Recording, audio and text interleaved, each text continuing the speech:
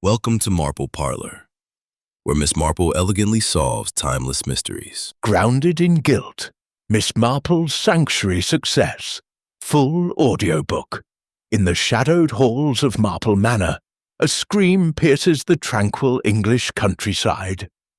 A man lies dead, a letter opener in his back, and secrets swirl among the elegant guests. Who was he meeting in the rose garden at dusk? Why was the telephone line cut? And what does a single rose petal reveal? Join Miss Jane Marple, the unassuming spinster with a razor-sharp mind, as she unravels a web of lies, betrayal, and murder in this gripping Agatha Christie-style mystery.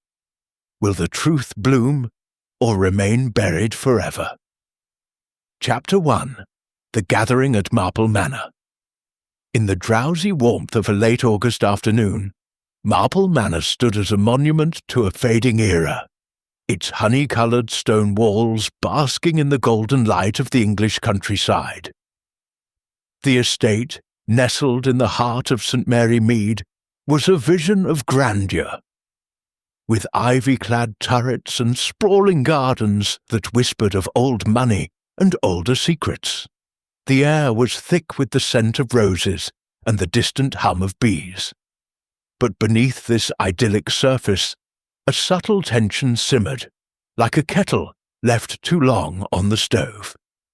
Miss Jane Marple, the unassuming spinster of St. Mary Mead, had been invited to the manor for a weekend gathering by its mistress, Lady Beatrice Langley. The invitation, penned in Lady Beatrice's elegant hand, had arrived with an air of urgency that piqued Miss Marple's curiosity. A small party, the letter had promised, to celebrate the engagement of my dear nephew, Charles. Miss Marple, ever observant, noted the absence of warmth in the phrasing.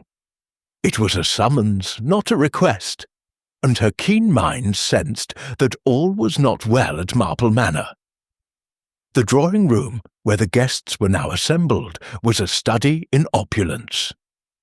Heavy velvet curtains framed tall windows, and a grand chandelier cast a soft glow over the polished mahogany furniture.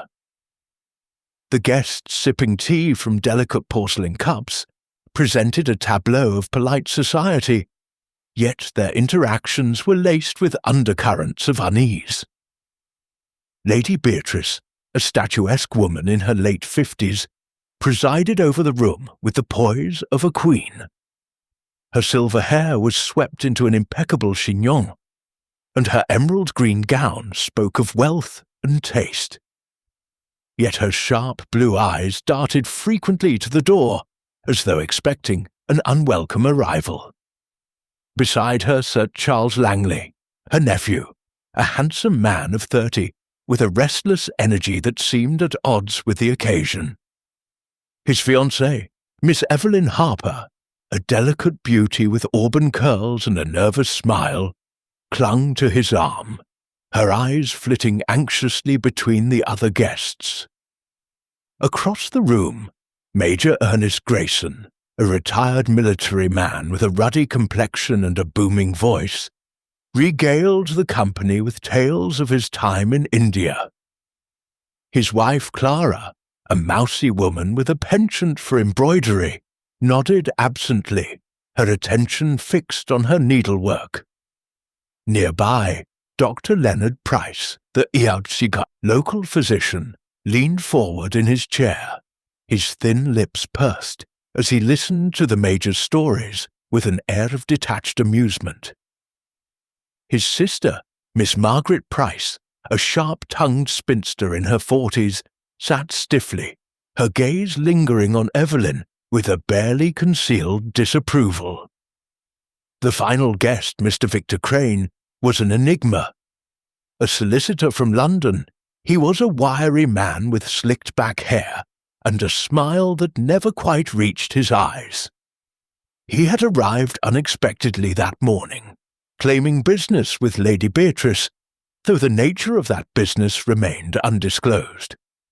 His presence seemed to unsettle the household, particularly Charles, who shot him frequent glances of thinly veiled hostility. Miss Marple, seated in a corner armchair, appeared to be engrossed in her knitting, her needles clicking rhythmically. But her mild blue eyes missed nothing. She noted the way Charles's hand tightened on Evelyn's when Victor Crane spoke, the way Clara Grayson's fingers trembled as she stitched, and the way Dr. Price's gaze lingered on Lady Beatrice with an intensity that belied his professional detachment.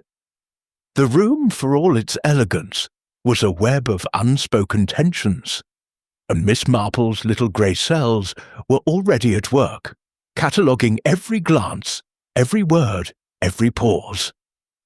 The clock on the mantel struck 5, its chimes resonating through the room. Lady Beatrice rose, smoothing her gown. "Shall we adjourn to the terrace for aperitifs?" she suggested, her voice bright but brittle. The guests murmured their assent, and the company began to move toward the French doors that led to the terrace. It was then that the scream pierced the air, a sharp, desperate cry from somewhere deep within the manor. The guests froze, teacups clattering in saucers. Lady Beatrice's face drained of colour, and Charles leapt to his feet, his chair scraping against the floor. "Good heavens!" Major Grayson exclaimed, his hand instinctively reaching for a weapon that was not there. "What was that?" Miss Marple set her knitting aside, her expression calm but alert. "It came from upstairs," she said quietly, her voice cutting through the rising panic. "Perhaps we should investigate." Charles hesitated, his eyes darting to Evelyn, who had gone pale. "I'll go," he said at last, striding toward the door. Dr. Price followed, his medical bag already in hand, and the others trailed behind, drawn by curiosity and dread. As they ascended the grand staircase, Miss Marple lingered at the rear, her sharp eyes scanning the faces of her companions. She noted the time, 5:03 p.m., and the way Victor Crane's hand slipped into his pocket, as though checking for something. She noted, too, the faint smudge of red on Clara Grayson's embroidery thread, a colour that matched the lipstick Evelyn wore. At the top of the stairs, they found the source of the scream. A housemaid, trembling and wide-eyed, stood outside the door to Lady Beatrice's private study. It's her ladyship's brother," she stammered. "Mr. Reginald. He's dead." The door was ajar, and through it Miss Marple glimpsed a figure slumped over a desk, a letter opener protruding from his back. The room was in disarray, papers scattered, a glass of brandy spilled across the blotter. Reginald Langley, Lady Beatrice's estranged brother, had returned to Marple Manor unannounced, and now it seemed he would never leave. Miss Marple's lips pursed slightly. A murder at Marple Manor. The game, as her old friend Hercule Poirot might say, was afoot. Chapter 2. The Scene of the Crime. The air in Lady Beatrice's private study was heavy with the metallic tang of blood and the acrid scent of spilled brandy. The room, usually a sanctuary of order and refinement, was now a tableau of chaos. Reginald Langley's body slumped forward over the mahogany desk, his lifeless hands splayed across a mess of papers. The letter opener, its silver handle gleaming incongruously in the dim light, protruded from his back, just below the left shoulder blade. A single crimson stain had spread across his tweed jacket, stark against the muted greens and browns of the room's decor. Miss Jane Marple stood just inside the doorway, her small frame unobtrusive yet commanding as she surveyed the scene. The other guests crowded behind her, their faces a mixture of shock, horror and curiosity. Lady Beatrice, her composure shattered, clutched the doorframe, her knuckles white. "Reginald," she whispered, her voice barely audible. "How could this happen?" Charles Langley pushed past the others, his face taut with emotion. "Uncle Reginald? But he wasn't even supposed to be here." His voice cracked, and Evelyn Harper, clinging to his arm, let out a soft sob. Dr. Leonard Price, ever the professional, stepped forward, his medical bag in hand. "Let me examine him," he said briskly, though Miss Marple noted the slight tremor in his fingers as he opened the bag. The housemaid, Molly, still trembling, hovered near the door. I came to bring fresh linens," she stammered, her eyes darting to the body. "I saw him through the door, and then I screamed. I didn't touch anything, I swear." Miss Marple's mild gaze rested on the girl for a moment before returning to the room. "Quite right, my dear," she said gently. "You did well to alert us. Now perhaps you could fetch some tea. It will steady everyone's nerves." The suggestion was kindly made, but its purpose was clear: to remove the distraught maid and preserve the scene. As Molly hurried away, Miss Marple stepped closer to the desk, her eyes scanning every detail with the precision of a jeweler examining a gem. The study was a small, elegant room, its walls lined with bookshelves and a single tall window overlooking the rose garden. The window was closed, its latch secure, ruling out an intruder from outside, at least for now. A heavy, brass clock on the mantel showed 5:07 p.m., its relentless ticking a stark contrast to the stillness of the body before it. Dr. Price knelt beside Reginald, carefully avoiding the spilled brandy.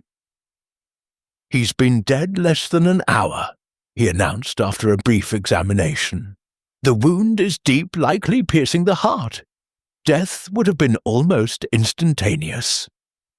He glanced at the letter opener, his brow furrowing. This was no accident.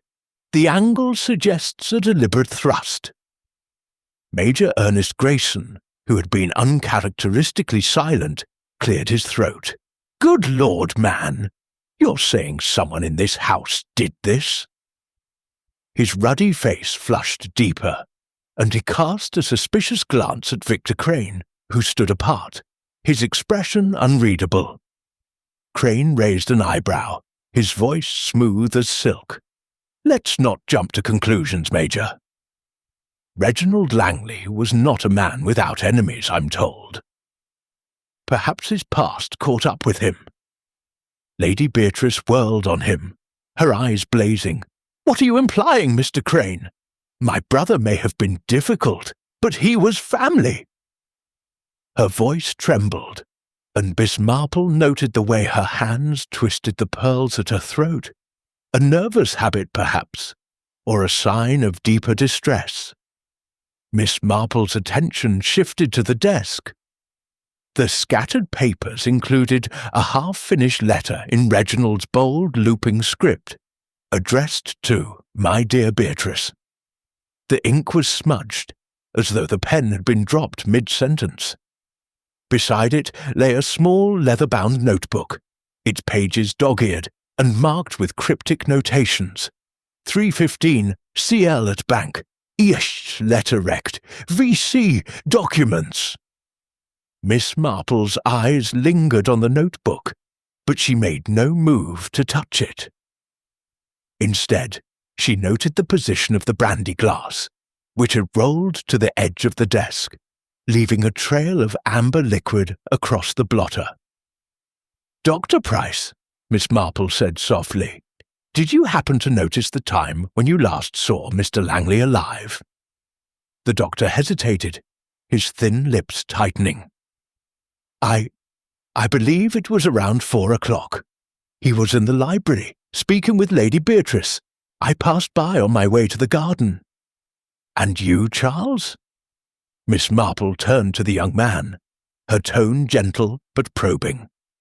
"When did you last see your uncle?" Charles flushed, his hands clenching. "I didn't even know he was here until this." He gestured helplessly at the body. "He wasn't invited to the engagement party. He and Aunt Beatrice hadn't spoken in years."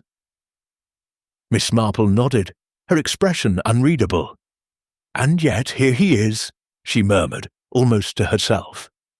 Her gaze flicked to Evelyn, who was trembling, her auburn curls falling loose from their pins. "Miss Harper, you look unwell. Perhaps you should sit down." Evelyn managed a weak nod, sinking into a nearby chair. Clara Grayson, who had been hovering silently, hurried to her side with a glass of water, her embroidery forgotten. Miss Margaret Price, however, remained standing, her sharp eyes darting between the guests. "This is dreadful," she said, her voice cutting through the room. "But we mustn't lose our heads. The police must be called at once." "Quite right," Major Grayson agreed, regaining some of his bluster. "I'll telephone Inspector Japp. He's a good man, knows his business." Miss Marple said nothing, but her lips pursed slightly. She had met Inspector Japp before, and respected his diligence. But she knew that his methods often overlooked the subtleties of human nature. Subtleties that were already revealing themselves in the strained faces around her. As the Major left to make the call, Miss Marple knelt beside the desk, her movements slow and deliberate. She peered at the carpet, noting a faint smudge of mud near the chair. A curious detail, given that the day had been dry. She also observed a single rose petal, its vibrant red stalk against the green carpet, lying just beneath the desk. It was an odd place for a petal to fall, far from the window and the garden beyond. The sound of footsteps announced the return of Molly, bearing a tray of tea. Behind her came a new figure. A young footman, his face pale and his uniform slightly askew. "Begging your pardon, ma'am," he said to Lady Beatrice, "but the telephone line, it's been cut."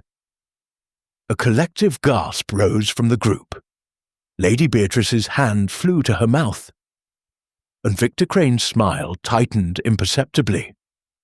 Miss Marple, however, remained unruffled, her knitting needles clicking softly in her hands as she resumed her seat. "It seems," she said quietly, her eyes gleaming with quiet intensity, "that someone wishes to keep us here, with Mr. Langley's secrets. How very inconvenient." The room fell silent, save for the ticking of the clock and the distant hum of the bees outside. The game, Miss Marple knew, had only just begun. Chapter 3. The Arrival of Miss Marple's Insight. The study at Marple Manor, now a grim shrine to Reginald Langley's final moments, was sealed off by Charles Langley's insistence, though not before Miss Jane Marple had committed every detail to memory. The guests, shaken and restless, had retreated to the drawing-room, where the golden afternoon light had given way to the soft glow of lamps. The severed telephone line had cast a pall over the gathering, each guest acutely aware that they were cut off from the outside world. Trapped within the manor's elegant walls, with a murderer in their midst, Miss Marple sat in her corner armchair, her knitting needles clicking rhythmically, a soothing counterpoint to the strained atmosphere. Her presence, unassuming yet oddly commanding, drew little attention from the others, who were too preoccupied with their own anxieties. Yet her mild blue eyes missed nothing. The way Lady Beatrice's fingers twisted her pearls, the furtive glances Victor Crane cast toward the door, the nervous fidgeting of Evelyn Harper, whose delicate hands clutched a handkerchief as though it were a lifeline. Charles paced before the fireplace, his handsome face etched with agitation. "This is intolerable," he muttered. "No telephone, no way to reach Inspector Japp, and Uncle Reginald dead upstairs. What are we to do?" Dr. Leonard Price, standing by the window, turned to face the room. "We must remain calm," he said, his voice steady but tinged with unease. "The village is not far. One of us could ride to fetch the police." Major Grayson snorted, his ruddy cheeks flushed with indignation. "Ride? In the dark? With a killer on the loose? Preposterous! We stay put and guard the scene until morning." "Guard the scene?" Miss Margaret Price's sharp voice cut through the room. "And who, pray, is to guard us? One of us did this, Major. Or do you think a ghost slipped in and stabbed poor Reginald?" The accusation hung in the air, heavy and accusing.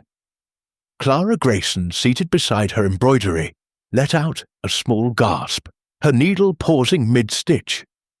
Victor Crane, lounging against the mantel, raised an eyebrow but said nothing, his silence more eloquent than words. No. Miss Marple set her knitting aside, her movements deliberate. "If I may," she said softly, her voice carrying a quiet authority that silenced the room. "It seems to me that we have an opportunity, while we wait for the authorities, to consider the matter ourselves. A murder, after all, is not a random act. It is a story, and like any story, it has its characters, its motives, and its clues." Charles stopped pacing, his eyes narrowing. "What are you suggesting, Miss Marple? That we play detective?" "Not play, Mr. Langley," Miss Marple replied, her tone gentle but firm. "Observe, reflect, consider.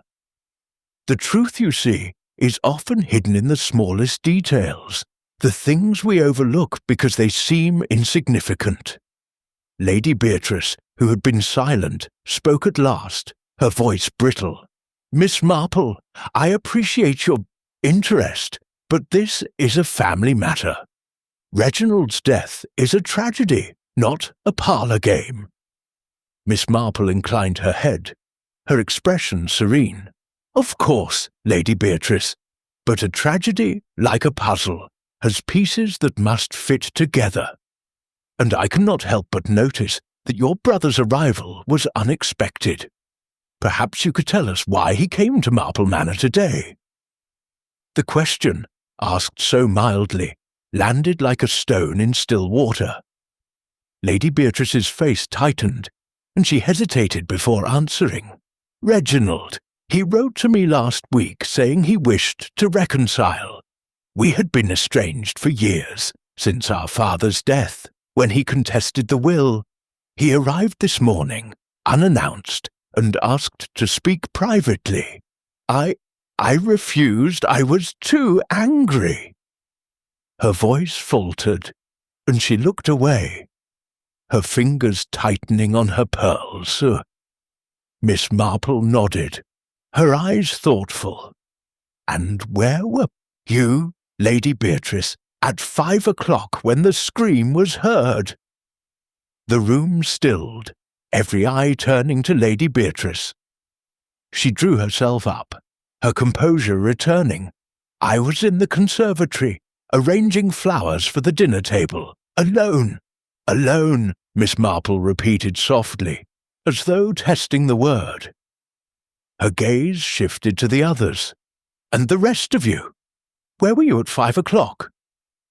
The question prompted a flurry of responses, each guest eager to establish their alibi.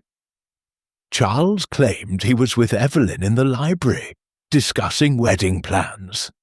Evelyn nodded, though her eyes darted nervously to Charles. Dr. Price said he was in the garden smoking a cigarette. Major Grayson and Clara were together in the billiard room, he said, playing a game. Miss Margaret Price had been in her guest room, writing letters. Victor Crane, with a faint smile, said he had been in the library, reading, though he admitted he had stepped out briefly to stretch his legs. Miss Marple listened, her face impassive, but her mind was cataloguing every word, every hesitation. She noted the way Charles's hand tightened on Evelyn's shoulder, the way Dr. Price avoided her gaze, the way Clara's embroidery needle trembled as she resumed her stitching. Most intriguing was Victor Crane's vague account. His stretching of legs could place him anywhere in the manor at the critical moment. As the alibis were given, the footman Thomas reappeared, his face still pale. "Ma'am," he said to Lady Beatrice, "I've checked the grounds. The stables are secure, but I found this near the back gate."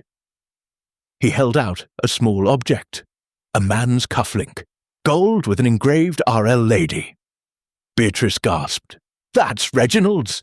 He always wore those cufflinks, our father's initials." Miss Marple examined the cufflink without touching it, her eyes narrowing. "Curious," she murmured. "Found near the back gate, you say?" And yet the window in the study was latched from the inside. The implication hung in the air. If Reginald had not left the manor, how had his cufflink ended up outside? The guests exchanged uneasy glances, and Miss Marple's needles resumed their clicking, a steady rhythm in the tense silence. "Perhaps," she said at last, "we should consider what Mr. Langley was doing in the study. His notebook, for instance, those cryptic entries, and the letter he was writing. They may tell us more than we think." Charles frowned. "The police will handle that, Miss Marple. We shouldn't tamper with evidence." "Of course," Miss Marple agreed, her tone placating. "But the mind, Mr. Langley, does not tamper. It observes. And I cannot help but observe that your uncle's death had stirred something in this house, something that was already waiting to be uncovered." As the guests digested her words, a distant rumble of thunder echoed outside, signalling an approaching storm. The lights flickered briefly, and Evelyn let out a small cry. Miss Marple, undeterred, picked up her knitting, her little grey cells already piecing together the puzzle of Marple Manor. Chapter 4. The Questions Begin. The drawing-room at Marple Manor had grown stifling, despite the evening breeze drifting through the open French doors. The distant rumble of thunder had settled into a steady patter of rain, the drops tapping against the windows like impatient fingers. The guests, still reeling from the discovery of Reginald Langley's body, sat in uneasy silence, their earlier civility fraying under the weight of suspicion. Miss Jane Marple, however, remained a picture of calm, her knitting needles moving with a precision that belied the sharpness of her mind. To the casual observer, she was merely an elderly spinster, but to those who knew her, she was a force of quiet observation, her little grey cells already sifting through the tangled threads of the evening's tragedy. Lady Beatrice, her composure brittle as glass, had taken charge of the situation with the authority of her station. "We must stay together," she declared, her voice trembling only slightly. "Until the police can be reached, we will remain in this room. Thomas, see to it that the doors are locked." The footman, Thomas, nodded and moved to secure the entrances, though his pale face and nervous glances suggested he was as unsettled as the rest. Miss Marple noted his hesitation, the way his hands fumbled with the keys, and filed it away for later consideration. "It is a sensible precaution," Miss Marple said mildly, her eyes sweeping the room. "But perhaps while we wait, we might learn more about Mr. Langley's final hours. After all, The truth is often found in the details of what came before. Major Ernest Grayson, his ruddy face flushed with indignation, scoffed. Details? The man was stabbed in the back, Miss Marple. What more is there to know? Some blighter in this house did it, and I'll wager it's that Crane fellow. He jabbed a finger toward Victor Crane, who leaned against the mantel, his expression one of amused detachment. Crane raised an eyebrow, his voice smooth as ever. Major, your accusations are as predictable as your war stories. I had no quarrel with Reginald Langley. My business here was with Lady Beatrice, not her brother. And what business was that, Mr. Crane? Miss Marple asked, her tone deceptively gentle.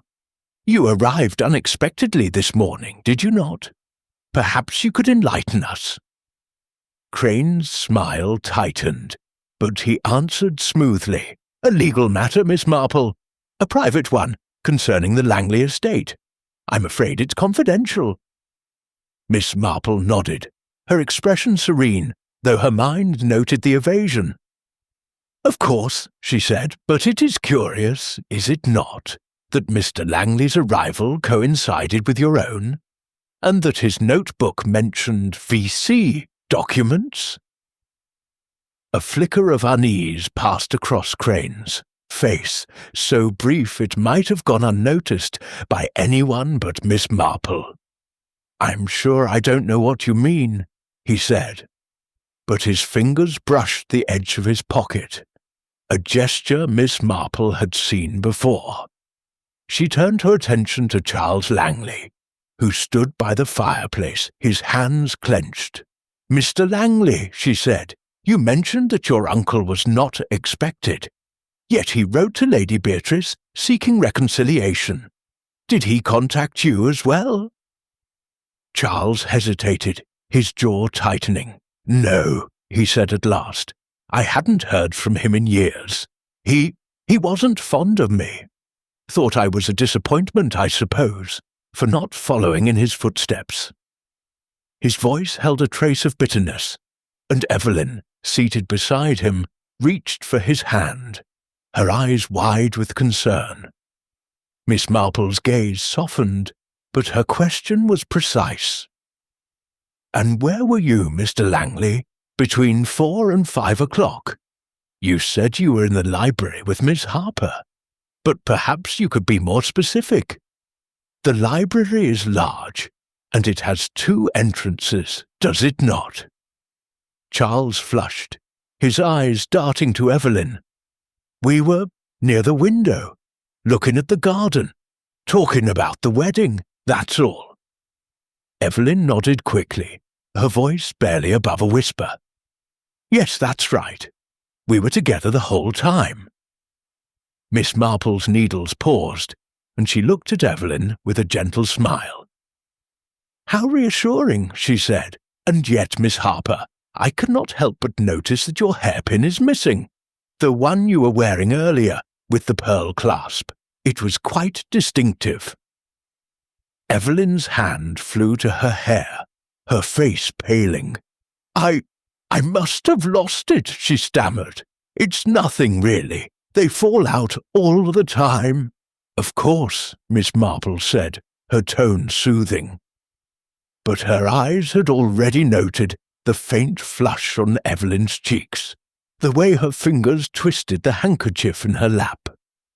Dr. Leonard Price, who had been silent, spoke up, his voice clipped. Miss Marple, surely you're not suggesting that Evelyn had anything to do with this? She's a delicate girl, not capable of such a thing. Miss Marple inclined her head. I suggest nothing, Doctor. Price, I merely observe. For instance, I observe that you were in the garden at 4 o'clock, smoking a cigarette. Did you see anyone else there? Perhaps Mr. Langley, on his way to the study? Price's thin lips tightened. No one, he said curtly. I was alone. And you, Mrs. Grayson? Miss Marple turned to Clara, who started, her embroidery needle slipping. You and the Major were in the billiard room, I believe. Did you hear anything unusual? A door closing, perhaps, or footsteps?" Clara's eyes widened, and she glanced at her husband. I don't think so," she said faintly. "We were focused on the game. Ernest is very particular about his shots." Major Grayson nodded vigorously. "Quite right. I was lining up a tricky shot at the time. Didn't hear a thing." Miss Marple's gaze lingered on Clara, noting the way her hands trembled, the way her embroidery thread, still stained with that curious red smudge, lay tangled in her lap. "How interesting," she said softly. "And you, Miss Price? You were writing letters in your room. Did you perhaps glance out the window? Your room overlooks the garden, does it not?" Margaret Price's sharp eyes narrowed. "I was at my desk, Miss Marple. I didn't waste my time staring out windows. But if you must know, I heard nothing out of the ordinary." The room fell silent, save for the patter of rain and the crackle of the fire. Miss Marple resumed her knitting, her needles moving with a steady rhythm. "Thank you all," she said. "It is remarkable, is it not, how much we can learn from such simple questions? And yet there is one detail that puzzles me." She paused, her eyes gleaming with quiet intensity. "The rose petal in the study, beneath the desk. It was fresh, you see, as though it had fallen only recently. And yet the window was latched, and the garden is some distance away." The guests exchanged uneasy glances, and Lady Beatrice's voice broke the silence. "A rose petal. What does it matter, Miss Marple? It's just a flower." "Perhaps," Miss Marple said, her smile enigmatic. "But in my experience, even the smallest detail can tell a story.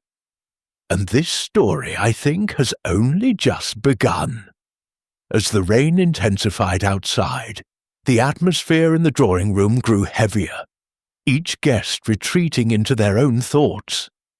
Miss Marple, however, sat quietly, her mind weaving together the threads of alibis, glances, and that single, inexplicable rose petal.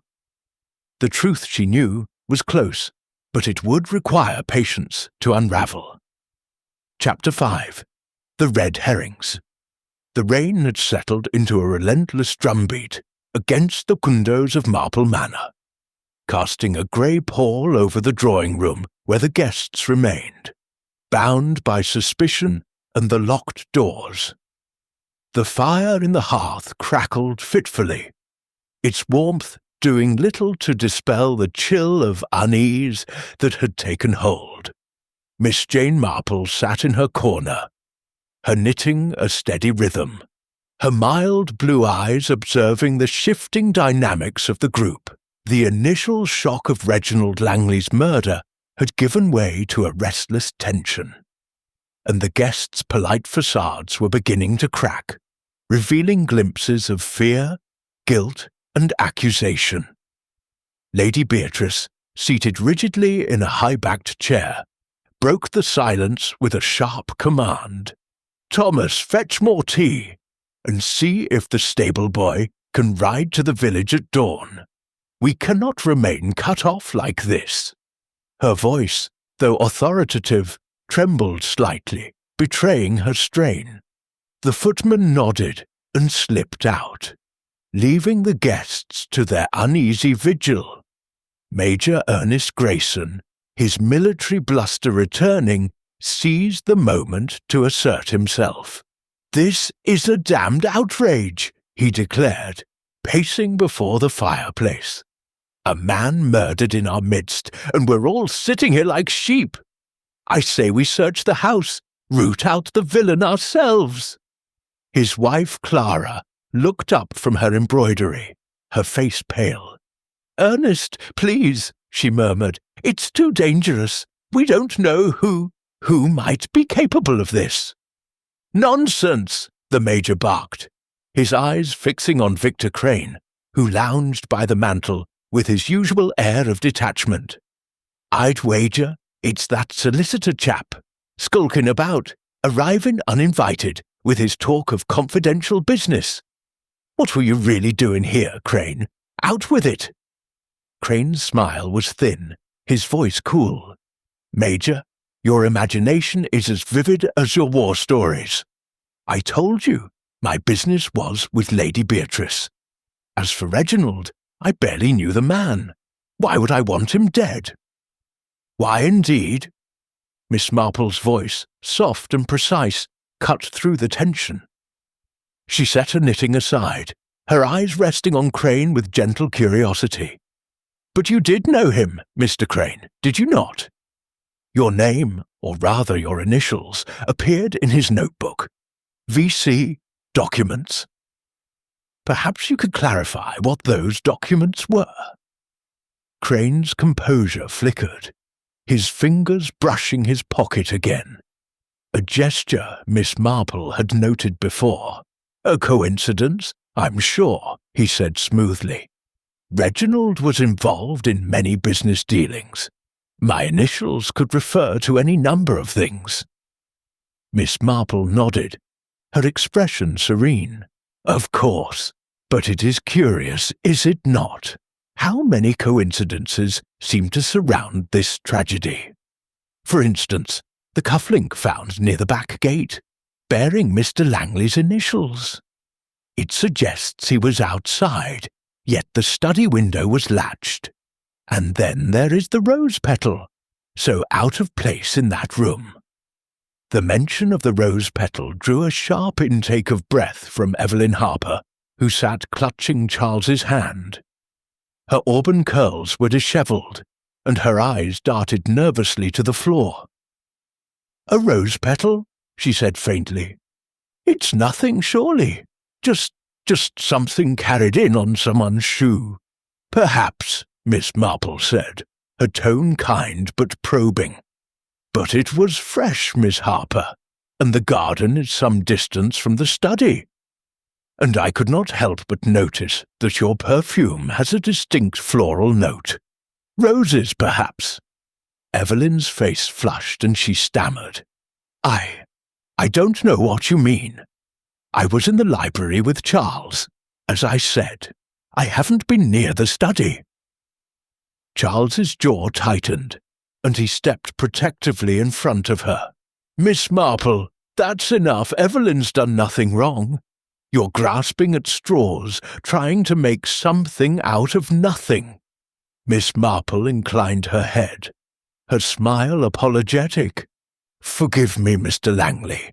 I do not mean to distress Miss Harper, but in a matter such as this, every detail matters. For instance, the time of the murder, doctored. Price estimates it occurred shortly before 5 o'clock. Yet you and Miss Harper were together in the library, you say, from 4 until the scream was heard." "Yes," Charles said firmly, though his eyes flickered with unease. "We were discussing the wedding. We didn't hear anything unusual." Dr. Leonard Price, who had been listening silently, cleared his throat. "If I may, Miss Marple, your questions seem to imply suspicion of everyone here. But surely the most obvious explanation is the correct one. Reginald was a man with enemies. Business rivals, perhaps, or someone from his past. That cufflink suggests he was outside, possibly meeting someone. An outsider could have entered the manor." Miss Marple's eyes gleamed with quiet amusement. "An outsider, Dr. Price, with the gates locked and the window latched? It is an interesting theory, but it raises more questions than it answers. For instance, why would an outsider leave a rose petal in the study? And why was the telephone line cut, ensuring we could not call for help?" The room fell silent, the weight of her words settling over the guests.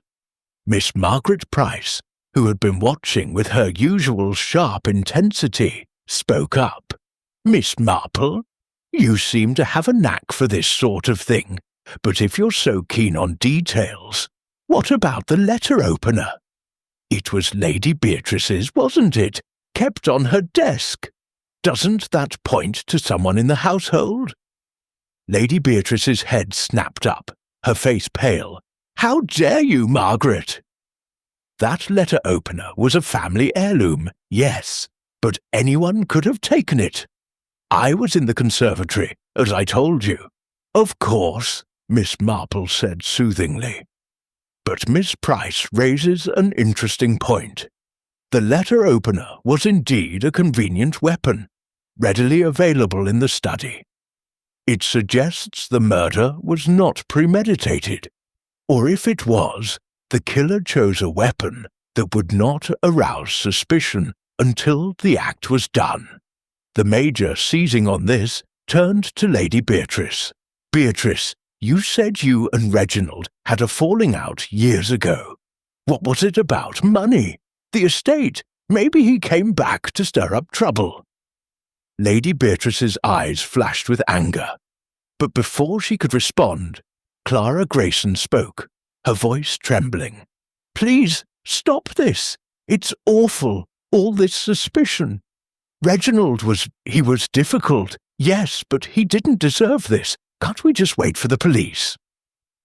Miss Marple's gaze softened as she looked at Clara.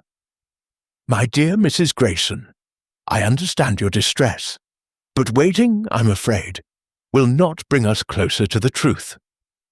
And the truth, you see, is like a pattern in a tapestry.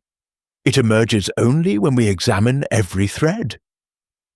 As she spoke, the door opened, and Thomas returned with a tray of tea.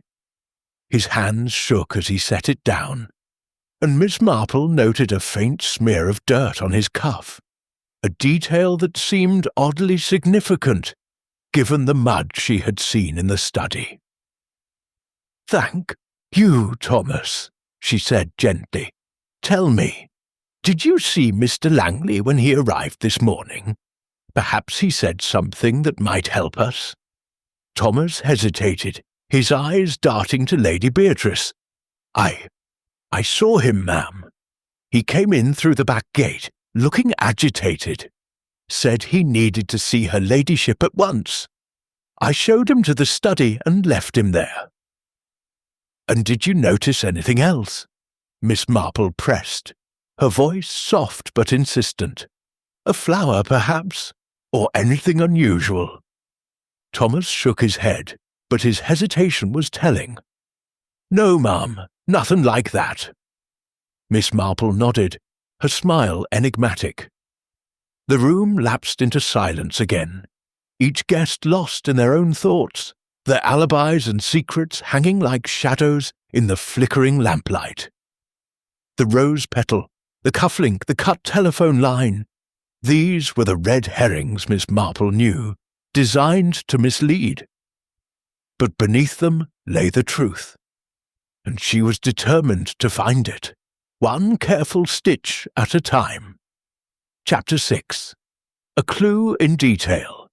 The rain had intensified, lashing against the windows of Marple Manor with a ferocity that seemed to echo the mounting tension within the drawing room. The guests, confined by the locked doors and the severed telephone line, shifted uneasily in their seats. Their earlier attempts at civility now eroded by suspicion and fear. The fire in the hearth cast flickering shadows across their faces, amplifying every nervous glance and tightened lip. Miss Jane Marple, however, remained a still point in the storm, her knitting needles clicking steadily, her mild blue eyes missing nothing as they roamed the room. The conversation had faltered after Thomas's departure, the weight of Miss Marple's questions lingering like a fog. The mention of the rose petal, the cufflink, and the letter opener had stirred unease, and now each guest seemed to retreat into their own defences, wary of saying too much or too little. Miss Marple, sensing the moment was ripe, decided to press further, her method as gentle as it was relentless. "Lady Beatrice," she began, her voice soft but clear, "you mentioned that your brother sought reconciliation. Yet his notebook contained entries that suggest he was here for more than a family reunion. CL at bank, for instance. Could that refer to you, Mr. Langley?" She turned her gaze to Charles, who stood by the fireplace, his hands shoved deep into his pockets. Charles's face darkened, his jaw tightening. "I don't know what Uncle Reginald was scribbling about," he said curtly. "I wasn't at any bank today. I've been here with Evelyn planning our future." His tone was defiant, but Miss Marple noted the slight tremor in his voice, the way his eyes flicked to Evelyn, who sat pale and silent beside him. "Of course," Miss Marple said, her tone soothing. "But it is curious, is it not, how specific these notes were? And then there is the entry for IH, letter received. Miss Harper, did you correspond with Mr. Langley recently?" Evelyn's eyes widened, her hands twisting the handkerchief in her lap. "No," she said quickly, too quickly. "I mean, I barely knew him. He was Charles's uncle, that's all. Why would I write to him?" Her voice faltered, and she looked to Charles for support, but he was staring at the floor, his expression unreadable. Miss Marple's needles paused, her gaze lingering on Evelyn. "Indeed," she said softly, "yet the notebook suggests otherwise. And then there is the matter of your hairpin, Miss Harper, the one with the pearl clasp. You said it must have fallen out, but I wonder, might it have been lost in the study?" The room stilled, every eye turning to Evelyn. Her face flushed scarlet and she stammered, "I told you, I wasn't in the study. I was with Charles in the library. You're trying to trap me." "Trap you?" Miss Marple's voice was gentle, almost apologetic. "My dear, I am merely trying to understand. You see, I found a pearl clasp in the study near the desk when we first entered. It is a small thing, but small things often matter." A collective gasp rose from the group. Lady Beatrice's hand flew to her mouth, and Dr. Leonard Price, who had been silent, leaned forward. His thin lips pursed. "Miss Marple," he said, his voice sharp, "are you accusing Miss Harper of murder? That's absurd. She's a fragile young woman, incapable of such violence." Miss Marple inclined her head, her expression serene. "I accuse no one, Doctor Price. I merely observe, and I observe that the clasp matches the hairpin Miss Harper was wearing earlier today. It is a curious coincidence, is it not?" Before Evelyn could respond, Clara Grayson spoke, her voice trembling. "It could have been anyone's hairpin," she said, her fingers clutching her embroidery. "Lots of women wear pearl clasps. I have one myself." She reached up to touch her hair, then hesitated, her hand dropping back to her lap. Miss Marple's eyes gleamed with quiet interest. "Do you, Mrs. Grayson? How interesting. And yet the clasp I found was quite distinctive, engraved with a small floral pattern, just like the one Miss Harper wore. Perhaps you could show us yours." Clara's face paled, and she fumbled with her embroidery, her needle slipping. I must have misplaced it," she said faintly. "I don't wear it often." The Major, sensing his wife's distress, bristled. "Now see here, Miss Marple. You're making a mountain out of a molehill. Hairpins, rose petals, what does it matter? The fact is, someone stabbed Reginald, and I'd wager it was that Crane fellow poking about where he doesn't belong." Victor Crane's smile was icy. "Major, your accusations grow tiresome. I was in the library, as I said, and unlike some, I have no connection to Reginald Langley's past or his enemies. Miss Marple's gaze shifted to Crane, her voice soft but probing. "No connection, Mr. Crane. Yet your initials appear in his notebook, and I could not help but notice, when you arrived this morning, that your shoes bore traces of mud, similar to the smudge I saw in the study. The day was dry, was it not? Where had you been walking?" Crane's composure faltered, his hand brushing his pocket once more. "I took a stroll in the garden," he said smoothly. "The paths near the rose beds are often damp. Surely you're not suggesting I crept into the study to stab a man I barely knew?" "Not at all," Miss Marple said, her smile enigmatic. "But the mud you see is a detail. And details, Mr. Crane, have a way of telling stories." The room lapsed into silence, broken only by the patter of rain and the crackle of the fire. Miss Margaret Price, who had been watching with her usual sharp intensity, spoke up. "Miss Marple, you seem to have an eye for these details. But what about the letter opener? It was Lady Beatrice's, kept on her desk. Doesn't that point to someone who knew the study well?" Lady Beatrice's eyes flashed with indignation. "I've told you, Margaret, I was in the conservatory. Anyone could have taken that letter opener. It was no secret where I kept it."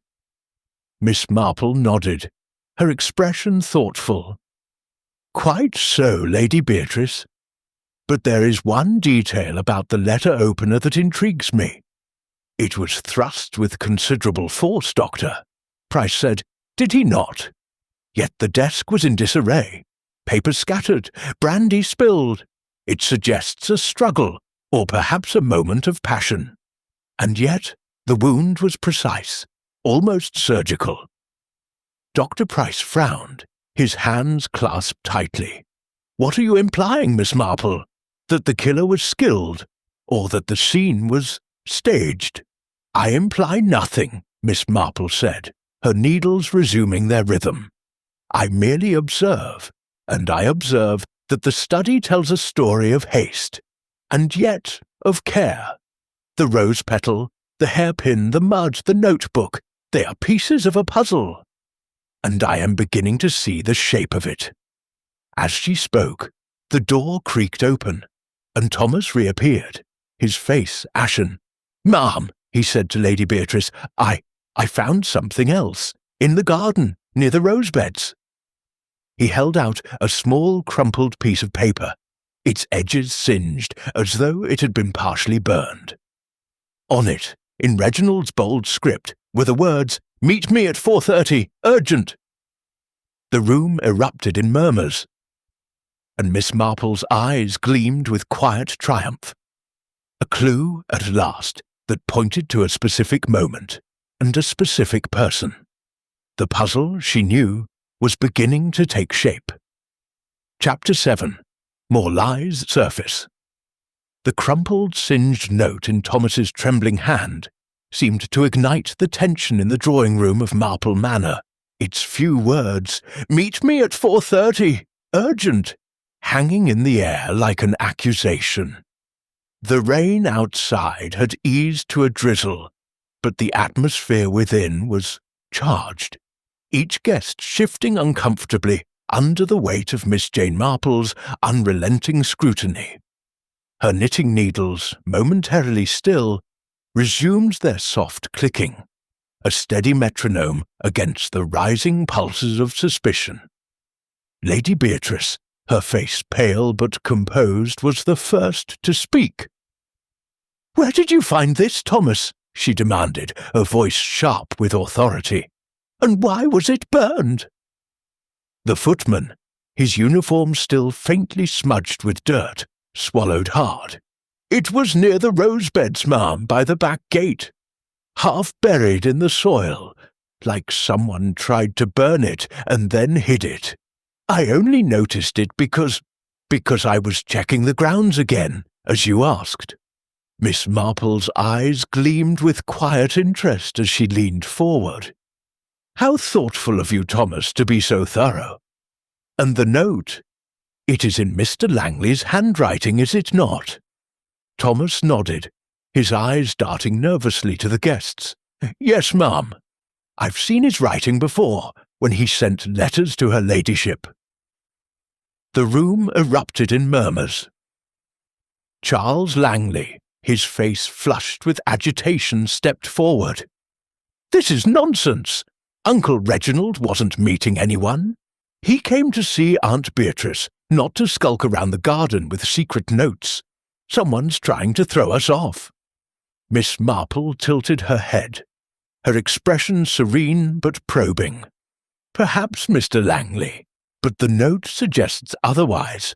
A meeting at 4:30, marked as urgent, and yet by 5 o'clock Mr. Langley was dead. It raises the question, who was he meeting, and why was the note burned? Evelyn Harper, her auburn curls falling loose, clutched her handkerchief tightly. It could have been anyone, she said, her voice trembling. Someone from outside, someone we don't know. Why must it be one of us? Miss Marple's gaze softened, but her question was precise. A fair point, Miss Harper, but the back gate was locked, and the study window latched. And then there is the matter of your hairpin, found in the study. Could it be that you received this note, perhaps, and went to meet Mr. Langley? Evelyn's eyes widened, and she shook her head vehemently. No, I told you, I was in the library with Charles. I didn't even know Mr. Langley was here until it happened. Her voice broke, and she buried her face in her hands, her shoulders shaking. Charles wrapped an arm around her, his eyes blazing. That's enough, Miss Marple. You're upsetting her for no reason. A hairpin doesn't prove anything. And this note, it could be a forgery, meant to mislead us. Miss Marple nodded, her expression thoughtful. A forgery is possible, Mr. Langley, but the handwriting matches the letter on the desk, does it not? And the singed edges suggest someone was desperate to destroy it. Why, I wonder, unless it pointed to something they wished to conceal. Dr. Leonard Price, who had been watching silently, cleared his throat. Miss Marple, your attention to detail is admirable, but you're building a case on scraps. A note, a hairpin, a rose petal, these are trivialities. The real question is motive. Reginald Langley was a wealthy man, with a reputation for ruthless business dealings.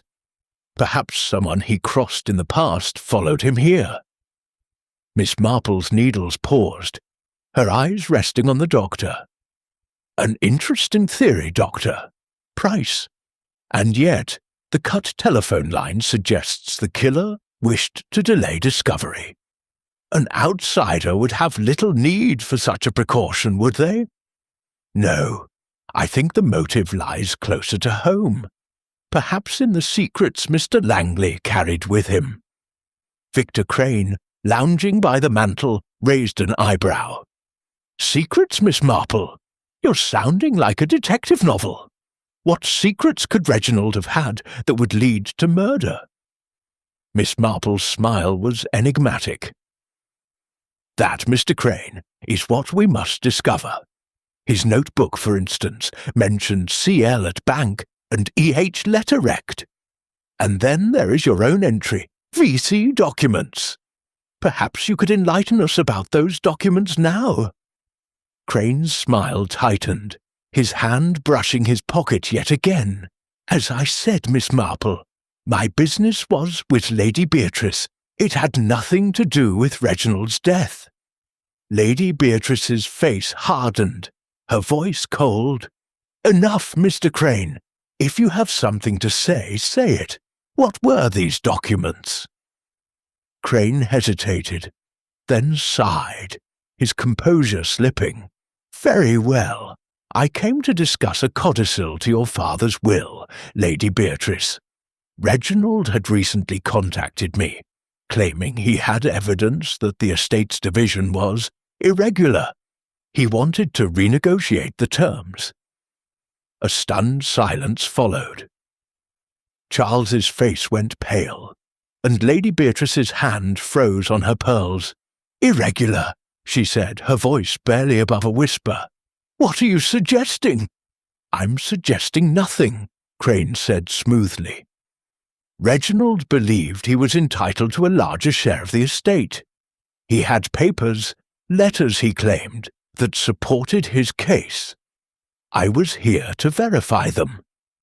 Miss Marple's eyes narrowed slightly. "And where are those papers now, Mr. Crane?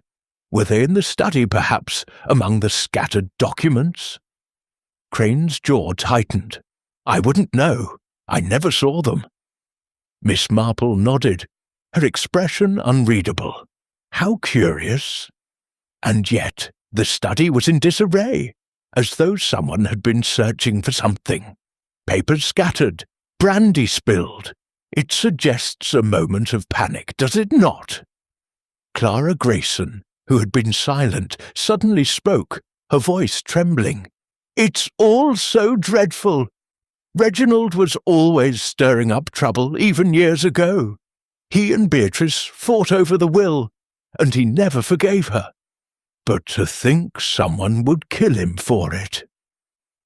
She trailed off, her hands fumbling with her embroidery, the red-stained thread catching Miss Marple's eye once more.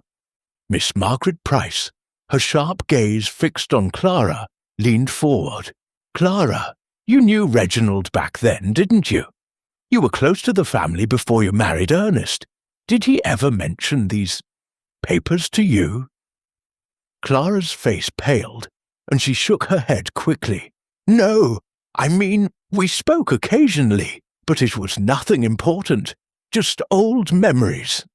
Miss Marple's needles clicked softly, her mind cataloguing the hesitation in Clara's voice, the way her eyes avoided Margaret's. "Memories can be powerful, Mrs. Grayson," she said gently, "and sometimes they hide truths we would rather forget." As the fire crackled and the rain pattered outside, the room grew heavier with unspoken secrets. The note, the hairpin, the mud, the documents, each clue was a thread in the tapestry Miss Marple was weaving. And now, with the revelation of Reginald's claim on the estate, a new motive had surfaced. But whose secret, she wondered, had driven them to murder? And what else were they hiding? Ijaz Chapter 8. The Emotional Turning Point. The drawing-room of Marple Manor, bathed in the dim glow of lamplight, seemed to shrink under the weight of the secrets now spilling into the open. The rain had settled into a soft, persistent drizzle, its rhythm a quiet counterpoint to the escalating tension among the guests. Miss Jane Marple sat in her corner, her knitting needles moving with their usual precision, but her mild blue eyes were alert, catching every flicker of emotion, every telltale gesture. The revelation of Reginald Langley's claim on the estate had cracked the fragile veneer of civility, and now, as accusations and defences swirled, one guest was about to break. Lady Beatrice, her composure fraying, stood abruptly, her emerald gown rustling. "This is intolerable," she declared, her voice trembling with a mix of anger and fear. "Reginald comes here, uninvited, stirring up old wounds, and now we're all under suspicion because of his nonsense about the will. I won't have it." Her hands twisted her pearls so tightly that Miss Marple feared the strand might snap. Charles Langley, his face pale, stepped toward his aunt. "Aunt Beatrice, please, sit down. No one's accusing you, but what Mr. Crane said about the codicil, did you know about it? Did Uncle Reginald tell you why he came?" Lady Beatrice's eyes flashed, but her voice faltered. He mentioned it this morning in the library." He said he had proof, letters, documents, that our father's will was manipulated. He wanted half the estate, Charles, half. After all these years, he thought he could just demand it. Her voice broke, and she sank back into her chair, her face crumpling. I told him to leave. I said I'd never forgive him for dragging our family's name through the mud again. The room fell silent, the weight of her confession settling over the guests. Miss Marple's needles paused, her gaze softening as she studied Lady Beatrice. "A painful encounter, Lady Beatrice," she said gently. "And yet, you were in the conservatory at 5 o'clock, were you not? Arranging flowers, you said.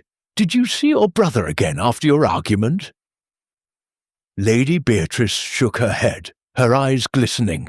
"Number, I couldn't bear to face him. I went to the conservatory to calm myself. I didn't know he'd be dead an hour later." Her voice cracked, and she buried her face in her hands, a sob escaping her. Evelyn Harper, who had been silent, suddenly stood, her auburn curls trembling as she spoke. "This is too much," she cried, her voice raw with emotion. "All this talk of documents and motives, it's horrible. I can't stand it any more." She turned to Charles, her eyes wide with desperation. "Charles, tell them the truth. Tell them about the letter." The room froze, every eye turning to Charles. His face drained of colour, and he stared at Evelyn, his mouth opening and closing as though struggling to find words. "Evelyn, what are you—" he began, but she cut him off, her voice rising. "The letter from your uncle," she said, tears streaming down her cheeks. "The one he sent you last week. You told me about it, Charles. He wrote to you, saying he was coming to Marple Manor to settle things with your aunt. You were furious. He threatened to cut you out of the inheritance if you didn't support his claim." Charles's hands clenched, his voice low and strained. "Evelyn, stop! You don't know what you're saying!" But Evelyn was beyond stopping, her words tumbling out in a rush. "I do know. You said you'd confront him, make him see reason. You were in the library with me, yes, but you left for a few minutes, didn't you? You said you were going to get a book, but you were gone too long, Charles. I didn't want to believe it, but the hairpin, the note, it's too much." She collapsed into a chair, sobbing, her hands covering her face. The revelation struck the room like a thunderclap. Major Ernest Grayson's jaw dropped, and Clara's embroidery fell to the floor, her hands trembling. Dr. Leonard Price's eyes narrowed, and Victor Crane's smile vanished, replaced by a calculating look. Miss Margaret Price leaned forward, her sharp gaze fixed on Charles. "Well, Mr. Langley," she said, her voice cutting, "care to explain?" Charles's face was ashen, his hands shaking as he ran them through his hair. "It's not what you think," he said, his voice hoarse. "Yes, Uncle Reginald wrote to me. He said he'd contest the will, and if I didn't back him, he'd make sure I got nothing. I was angry, yes, but I didn't kill him. I went to the library to get a book, as I said. I was only gone a moment." Miss Marple's voice, calm and measured, broke the silence. "A moment, Mr. Langley. The library is not far from the study, is it? A few steps down the hall. And yet Miss Harper says you were gone longer than necessary. Perhaps you could clarify where you went."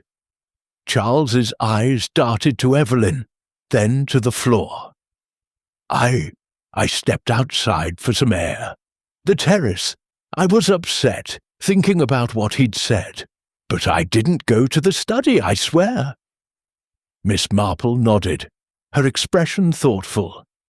"And did you see anyone else on the terrace, Mr. Langley?" Or perhaps you noticed something, a sound, a movement." Charles hesitated, his brow furrowing. I thought I heard voices coming from the garden, near the rose beds, but it was faint, and I was distracted. I didn't think anything of it." Miss Marple's needles resumed their clicking, her mind cataloguing this new detail. "Voices," she murmured. "How interesting. And yet, the note we found singed and hidden near the rose beds suggests a meeting at 4:30. If you were on the terrace, Mr. Langley, you might have been closer to that meeting than you realized." The room grew still, the guests exchanging uneasy glances. Clara Grayson, her voice, barely audible, spoke up. "Charles, you wouldn't—" Her words trailed off, her eyes wide with fear. Miss Marple turned to her, her tone gentle.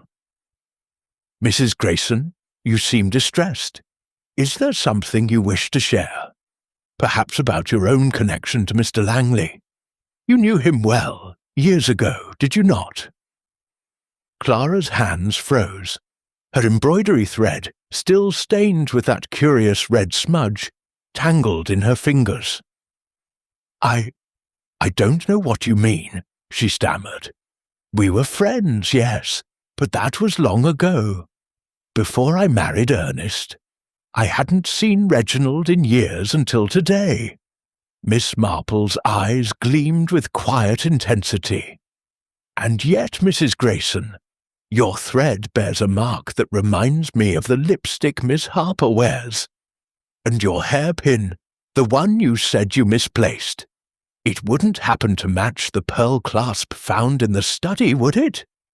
Clara's face went white, and she shook her head, her voice barely a whisper. No, you're mistaken. I wasn't there. I was with Ernest, in the billiard room. The Major, his face red with anger, stepped forward. "That's enough, Miss Marple. You're hounding my wife over nothing.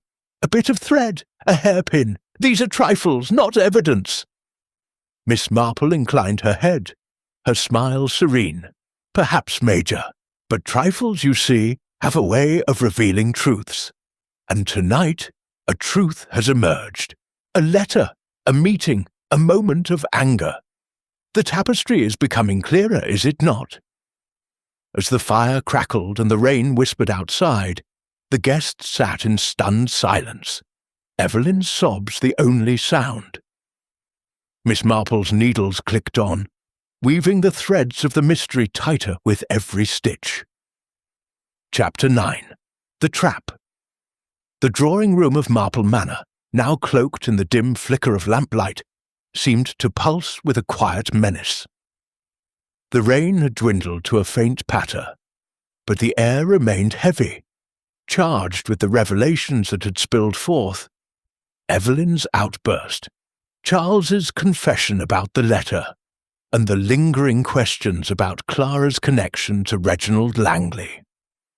Miss Jane Marple, her knitting needles still for the moment, sat with an air of serene determination, her mild blue eyes scanning the faces of the guests. She sensed the moment was ripe to tighten the net, to apply the gentle but relentless pressure that would unravel the truth. The silence was broken by Lady Beatrice, who rose from her chair, her face pale but resolute. "This cannot go on," she said, her voice steady despite the strain at her eyes. "Miss Marple, your questions have stirred up painful matters, but they've brought us no closer to the truth. We're trapped here, with a murderer among us, and I will not sit idly by while accusations fly. We must act." Miss Marple inclined her head, her expression calm but alert. "I quite agree, Lady Beatrice. Action is needed, but not of the hasty sort. The truth, you see, is like a delicate thread. It must be handled with care, or it will snap."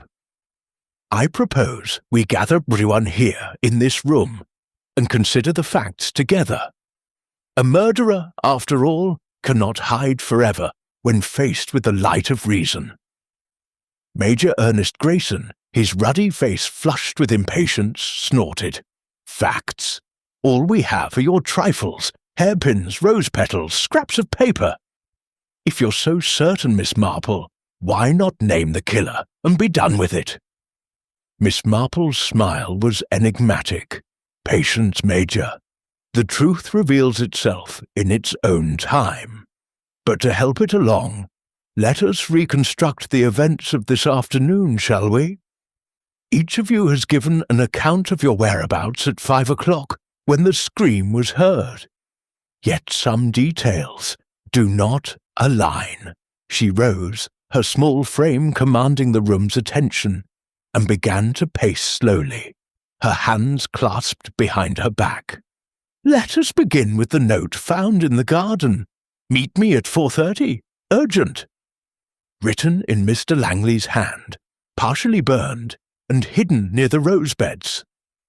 It suggests a secret meeting, one that someone wished to conceal. And then there is the hairpin, with its pearl clasp found in the study. Miss Harper, you admitted it could be yours, though you insist you were in the library with Mr. Langley. Evelyn, her eyes red from crying, shook her head. I was in the library. I swear it. I don't know how my hairpin got there. Miss Marple nodded, her tone soothing. Of course, my dear, but let us consider another detail.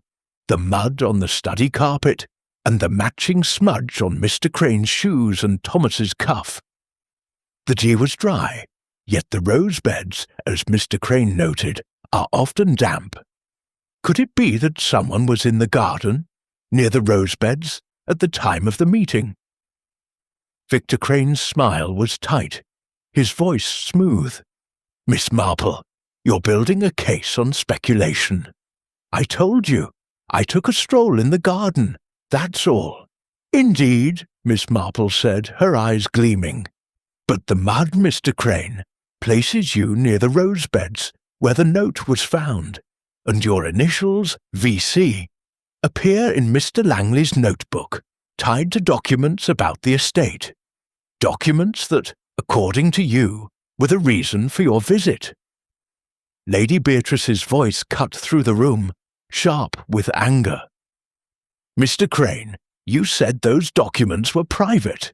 If they were connected to Reginald's claims, you should have told me at once. What are you hiding?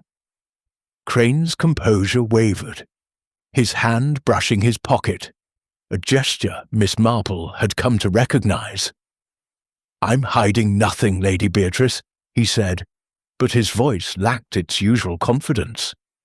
Reginald approached me with his claims, yes, but I had no reason to harm him. My business was with you, not him. Miss Marple's gaze shifted to Charles, who stood rigid, his hands clenched.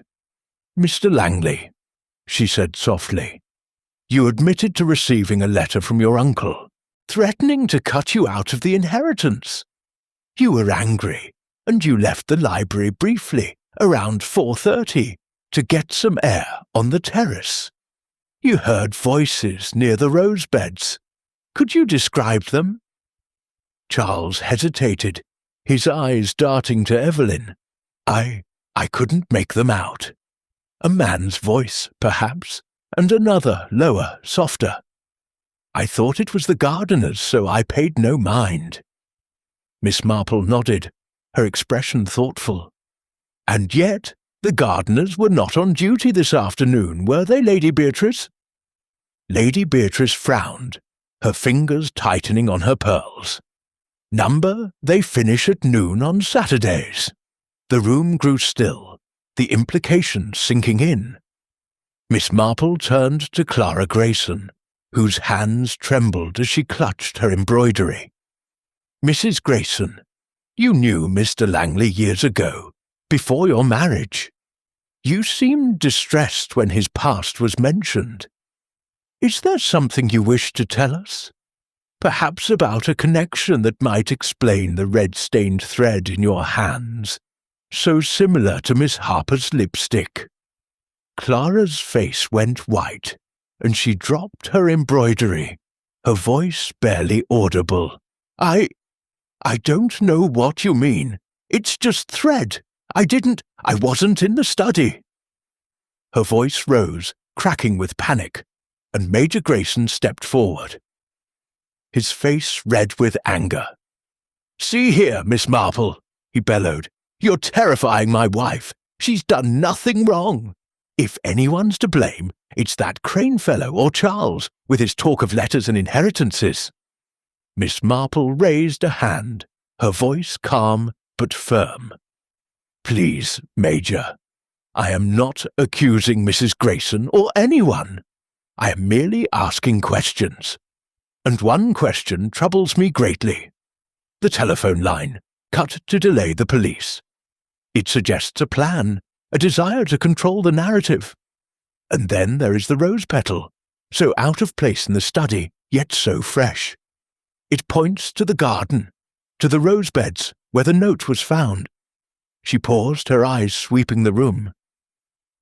"I propose a small experiment," she said. "Let us return to the study together and examine it once more. Sometimes the scene of a crime speaks louder when we listen closely." The guests exchanged uneasy glances, but Lady Beatrice nodded, her face resolute. "Very well, Miss Marple. If it will bring us closer to the truth, I agree." As the group rose, Miss Marple's eyes lingered on Clara, whose trembling hands betrayed her fear, and on Crane, whose hand slipped into his pocket once more. The trap was set, she knew, and the killer, feeling the pressure, might soon make a mistake. The tapestry of the murder was nearly complete, its threads tightening around the truth. Chapter 10. The Reveal. The air in Marple Manor's study was thick with the lingering scent of brandy, and the faint metallic tang of blood. As the guests gathered once more around the scene of Reginald Langley's murder, the room, illuminated by a single lamp, cast long shadows across the scattered papers and the desk where Reginald's body still lay, untouched since Dr. Price's examination. Miss Jane Marple stood near the centre, her small frame commanding the space with quiet authority, her mild blue eyes gleaming with the intensity of a mind that had pieced together the puzzle at last. The guests, their faces a mix of apprehension and curiosity, stood in a loose semicircle, their earlier defences crumbling under the weight of her scrutiny. Miss Marple clasped her hands, her voice calm but resonant. "Thank you all for indulging me," she said. "This room, you see, holds the truth of what happened to Mr. Langley.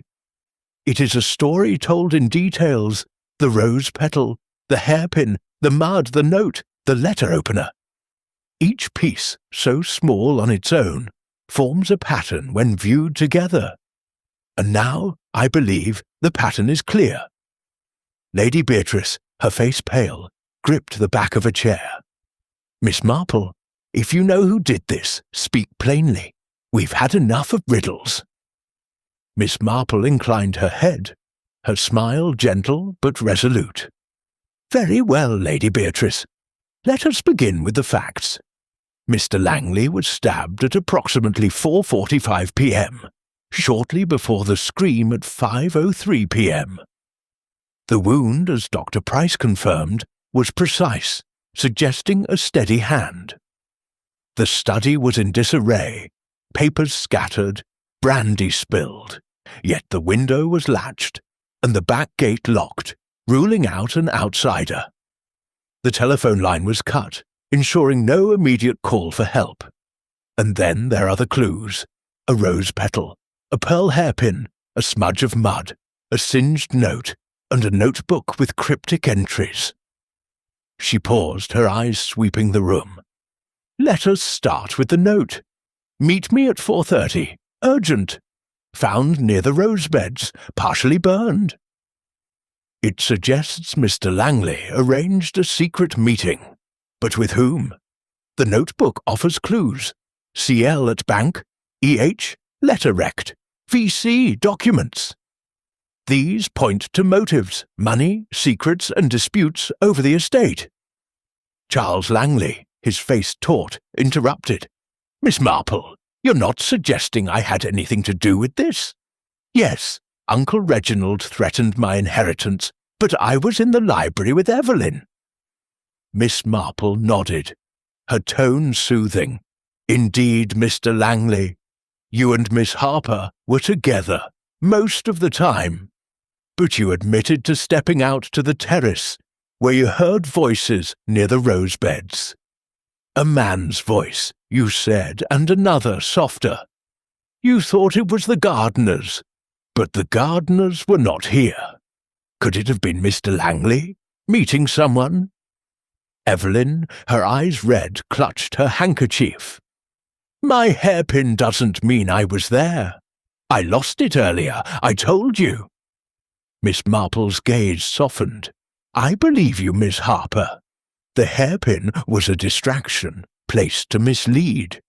But the rose petal, fresh and out of place, points to the garden, where the note was found, and the mud on Mr. Crane's shoes and Thomas's cuff places someone near the rose beds at the critical time. Victor Crane's smile was strained. Miss Marple, you persist in implicating me. I was in the garden, yes, but only for a walk. My business with Lady Beatrice had nothing to do with Reginald's death. Miss Marple's eyes gleamed. Your business, Mr. Crane, concerned a codicil to the Langley will. Mr. Langley believed he was cheated of his share. You arrived to verify his documents, but they were missing from the study. Were you searching for them, perhaps, when you tracked mud into the room? Crane's hand twitched toward his pocket, but he caught himself. I never entered the study, he said sharply. Miss Marple turned to Clara Grayson, whose trembling hands betrayed her fear. Mrs. Grayson, you knew Mr. Langley years ago. Your distress, your stained embroidery thread, matching Miss Harper's lipstick, suggests a connection. And your hairpin, so similar to the one found, raises questions. Were you in the study, perhaps confronting an old friend? Clara gasped, her voice breaking. No, I was with Ernest, in the billiard room. I swear it. The Major bristled, stepping forward. Leave my wife alone, Miss Marple. She's done nothing. Miss Marple raised a hand, her voice steady. Patience, Major. The truth lies not in one clue, but in their combination. The letter opener, a family heirloom, was taken from the desk, a weapon of opportunity, suggesting the murder was not planned. The disarray suggests a struggle, yet the wound was precise. And the telephone line, cut to delay discovery, points to someone familiar with the house. She paused, her eyes settling on Doctor. Leonard Price, who had been silent, his thin lips pursed. Dr. Price, she said softly, you were in the garden at 4 o'clock, smoking a cigarette. You said you saw no one, but the rose beds are near the path you took, and your medical expertise would allow a precise thrust, would it not? Price's face hardened, his voice cold. That's preposterous, Miss Marple. I had no motive to kill Reginald. I barely knew him. Miss Marple's smile was serene. But you knew Lady Beatrice well, did you not? Years ago, before her marriage, there were rumours of an attachment, and Mr. Langley, I understand, disapproved. His return with claims on the estate threatened to reopen old wounds. Perhaps he knew something you wished to keep buried.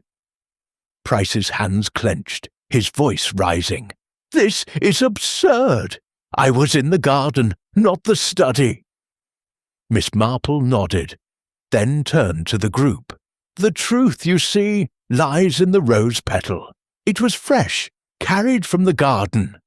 Only one person had both the opportunity and the motive to meet Mr. Langley, to argue, to seize the letter opener in a moment of passion." Her eyes fixed on Clara Grayson. "Mrs. Grayson, you were not in the billiard room as you claimed. You were in the garden, meeting Mr. Langley. The red stain on your thread was not lipstick. It was blood, from a cut you sustained in the struggle. You argued with him, perhaps about his return, his threats to the family. In a moment of fear, you struck him." Clara's face crumpled, a sob escaping her. "No, I didn't mean to. He was cruel, taunting me about the past, saying he'd ruin us all. I grabbed the letter opener. It was an accident." She collapsed, weeping as the Major roared in protest. Miss Marple's voice was gentle but firm. "An accident, perhaps, but a murder nonetheless. You burned the note to hide the meeting, cut the telephone line to delay discovery, and placed the hairpin to implicate Miss Harper. But the rose petal, carried on your shoe, betrayed you." The room was silent, save for Clara's sobs and the Major's stunned muttering. Miss Marple stepped back, her work done, the truth laid bare in a dramatic, logical reveal. Chapter 11. The Reflection. The study of Marple Manor, now a sombre monument to Clara Grayson's confession, seemed to exhale as the truth settled over the room. The lamplight flickered, casting long shadows across the scattered papers and the desk where Reginald Langley's body still lay, a silent witness to the unravelling of his murder. Clara, her face streaked with tears, sat crumpled in a chair, her husband's arm around her, his bluster replaced by a stunned silence. The other guests stood in a hushed semicircle, their expressions a mix of shock, relief, and unease. Miss Jane Marple, her small frame serene amidst the turmoil, clasped her hands, her mild blue eyes reflecting a quiet satisfaction. The tapestry of the mystery was complete, its threads woven into a pattern only she had fully discerned. Lady Beatrice, her composure strained but intact, was the first to speak, her voice low and trembling. "Clara, how could you? Reginald was difficult, yes, but to take his life—" She trailed off, her fingers tightening on her pearls, her eyes glistening with unshed tears. Clara's voice was barely audible, choked with sobs. "I didn't mean to. I swear it. He was so cruel, Beatrice.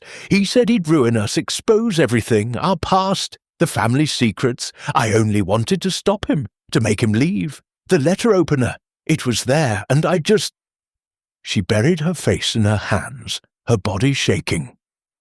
Major Grayson, his face pale, tightened his grip on his wife's shoulders. "She's not a murderer," he said hoarsely, his voice lacking its usual force. "It was a moment of madness, that's all. You heard her. She didn't plan it." Miss Marple inclined her head, her expression gentle but unwavering. "A moment of madness, perhaps, Major. But a life was taken, and the truth cannot be undone. Mrs. Grayson's actions, the burning of the note, the cutting of the telephone line, the placing of the hairpin, show a mind aware of its guilt, seeking to conceal it. Yet the truth, you see, has a way of emerging, like a flower through the cracks in a stone. Charles Langley, his face drawn, stepped forward, his voice tight with emotion. "Miss Marple, you've solved it, but at what cost? Clara, she was like family. And now—" He glanced at Evelyn, who sat pale and silent, her hands still clutching her handkerchief. What happens now?" Miss Marple's gaze softened, resting on Charles. "What happens, Mr. Langley, is that justice must take its course. The police will be informed when the stable boy reaches the village at dawn. But there is another matter to consider, the human heart. Mrs. Grayson acted out of fear, out of a desire to protect what she held dear. It does not excuse her, but it reminds us that even good people can falter." Dr. Leonard Price, who had been silent, spoke up, his voice clipped but subdued. "Miss Marple, your insight is remarkable, but I must ask, how did you know it was Clara?" The hairpin pointed to Evelyn, and the mud could have implicated Crane or Thomas. "What made you so certain?" Miss Marple's smile was enigmatic, her needles clicking softly as she resumed her knitting. "The clues, Dr. Price, were like threads in a tapestry, each telling a part of the story. The hairpin was a distraction, placed to mislead, but the rose petal was the key. It was fresh, carried from the garden, and Mrs. Grayson's shoes, when I observed them earlier, bore traces of the same mud found in the study. The red stain on her embroidery thread was not lipstick, as I first thought, but blood, from a small cut on her hand sustained in the struggle. And her distress, her hesitation when questioned about her past with Mr. Langley, spoke of a deeper connection, a secret she feared he would expose. Clara looked up, her eyes wide with anguish. He knew about Ernest and me before we married. Reginald was there, years ago, when I was young and foolish. He threatened to tell everyone, to ruin Ernest's reputation, to shame us. I couldn't let him do it." Miss Marple nodded, her voice gentle. "And so, when you met him in the garden, as the note requested, the argument escalated. You followed him to the study, perhaps to plead with him, and in a moment of desperation, you acted. The letter opener was at hand, and the deed was done. The room fell silent, save for the soft patter of rain and the crackle of the fire. Victor Crane, his usual composure restored, cleared his throat. "A tragic business," he said, his voice smooth but subdued. "But you've done us a service, Miss Marple. Without you, we might have pointed fingers at each other until dawn." Miss Marple's eyes gleamed with quiet amusement. "The truth, Mr. Crane, is not a matter of pointing fingers, but of seeing clearly. The human heart is complex, full of contradictions. We are capable of great kindness and great folly. It is my habit to observe, to listen, and to understand those contradictions." Lady Beatrice, her face etched with grief, spoke at last. "Miss Marple, I invited you here for a celebration, not this. I don't know how to thank you, or if I should. You've saved us from a lie, but you've uncovered a wound that may never heal." Miss Marple's expression was kind but firm. "The truth, Lady Beatrice, is a bitter medicine, but it is the only path to healing. I'm only sorry that it came at such a cost." As the guests absorbed her words, Miss Marple gathered her knitting and rose, her small figure moving toward the door. "I shall retire now," she said softly. "The stable boy will reach the village soon, and the police will handle the rest. But I urge you all to be kind to one another in the hours ahead. We are, after all, only human." With that, she slipped from the room, her footsteps light on the polished floor, leaving the guests to their reflections. The mystery of Marple Manor was solved, but its echoes would linger, a reminder of the fragile threads that bind us all. Chapter 12. The Aftermath. The drawing-room of Marple Manor once a haven of elegance and warmth, now felt like a hollow shell. Its opulence dimmed by the weight of Clara Grayson's confession. The fire in the hearth had dwindled to embers, casting a faint flickering glow over the guests who sat in stunned silence, grappling with the truth Miss Jane Marple had so meticulously unravelled. The rain outside had ceased, leaving only the occasional drip from the eaves, a mournful reminder of the storm that had passed, both literal and figurative. Miss Marple herself had retired to her room, but her presence lingered, her quiet wisdom a beacon in the darkness of the tragedy. Lady Beatrice, her face etched with exhaustion, stood by the window, staring out into the night. Her hands, no longer clutching her pearls, hung limply at her sides as though the strength had drained from her. "Clara," she said at last, her voice low and heavy with sorrow, "how could it come to this? Reginald was difficult, yes, but to think you carried such a burden all these years." Clara, still seated with Major Grayson's arm around her, looked up, her eyes red and swollen. "I never meant for this, Beatrice," she whispered. "He was cruel, always holding the past over me. When he came back, threatening to ruin us, I panicked. I only wanted to protect Ernest, to protect our life together." Her voice broke, and she buried her face in her hands, her sobs muffled but piercing. The Major, his usual bluster replaced by a quiet, pained resolve, tightened his grip on her. "She's no murderer," he said, his voice gruff but unsteady. "It was a mistake, a moment of weakness. I'll stand by her, whatever comes."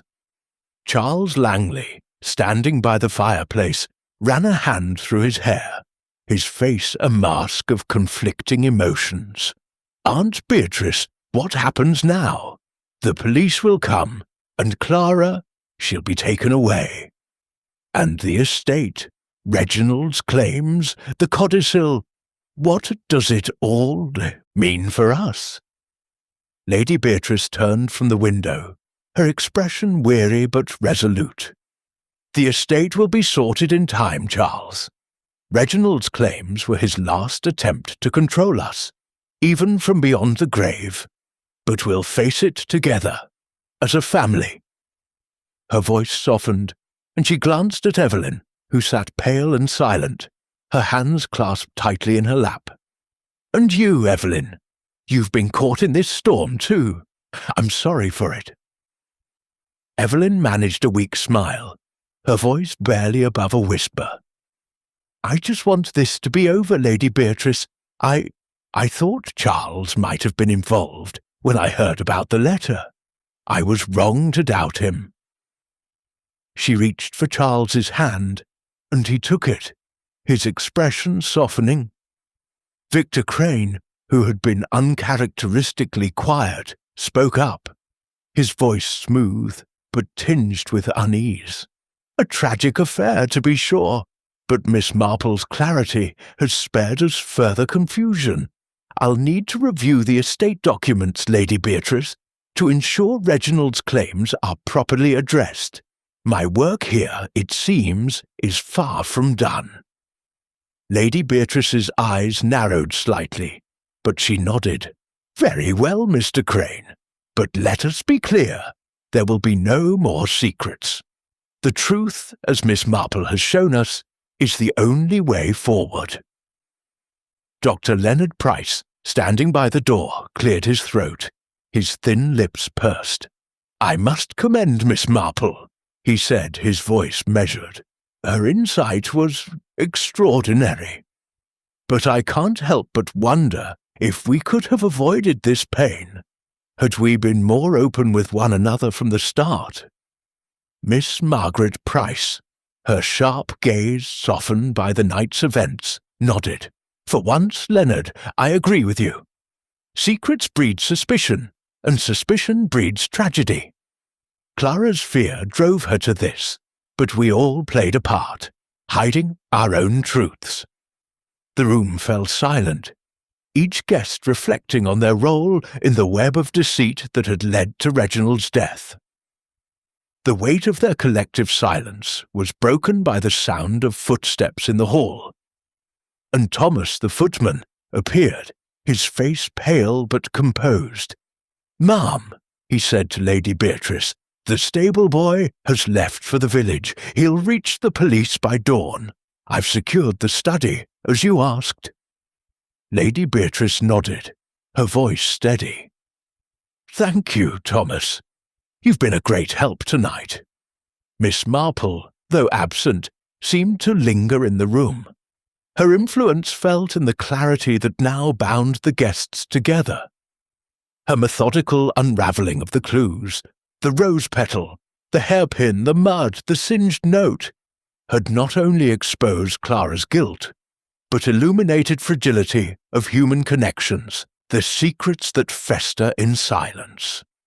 As the guests began to disperse, Charles lingered, his eyes fixed on the dying fire. "Miss Marple was right," he said quietly, almost to himself. "The truth is a bitter medicine, but without it, we'd still be lost in lies." Evelyn squeezed his hand, her voice soft. "We'll get through this, Charles. Together." The Major helped Clara to her feet, his arm steady despite the pain in his eyes. "Come, my dear," he said gently. "We'll face what comes. You're not alone." As the guests retired to their rooms, the manor seemed to settle, its grandeur tempered by the weight of the night's revelations. The truth had been uncovered, but its ripples would linger, shaping the lives of those who remained. Miss Marple, in her quiet room upstairs, would sleep soundly, her little grey cells at rest, knowing she had brought light to the darkness of Marple Manor. Chapter 13. The Dawn of Justice. The first light of dawn crept through the heavy curtains of Marple Manor, casting a pale, grey glow over the drawing-room where the guests had reconvened. The night had been long and sleepless for most, the weight of Clara Grayson's confession hanging over the house like a shroud. The once vibrant elegance of the manor seemed muted, its polished floors and grand furnishings a stark contrast to the sombre mood. Miss Jane Marple, however, appeared as composed as ever, seated in her corner with her knitting in hand, the soft click of her needles a quiet reminder of her presence. Her mild blue eyes, sharp and observant, surveyed the room, noting the strained faces and the unspoken questions that lingered. Lady Beatrice stood by the fireplace, her emerald gown replaced by a sombre grey dress, her silver hair neatly pinned, but her face etched with exhaustion. "The police will be here soon," she said, her voice steady but weary. "Thomas reported that the stable boy reached the village an hour ago. Inspector Japp will no doubt have questions for us all." Charles Langley, seated beside Evelyn Harper, nodded, his expression grim. "It's for the best, Aunt Beatrice. Clara, she needs to face the consequences, but I can't help feeling we've all failed her somehow." He glanced at Evelyn, whose hand rested in his, her auburn curls still dishevelled from the night's turmoil. Evelyn's voice was soft, almost a whisper. She was so afraid, Charles. I saw it in her eyes, even before Miss Marple spoke. If only she'd told someone, trusted someone. Major Grayson, standing protectively beside Clara, who sat pale and silent, cleared his throat, his usual bluster subdued. "She was protecting me," he said hoarsely. "Protecting our name, our life. I should have seen how much it was eating at her, all those years of keeping Reginald's threats at bay." He looked down at his wife, his eyes filled with a mixture of love and pain. "I'll stand by her, no matter what the police say." Clara, her hands folded limply in her lap, said nothing, her gaze fixed on the floor.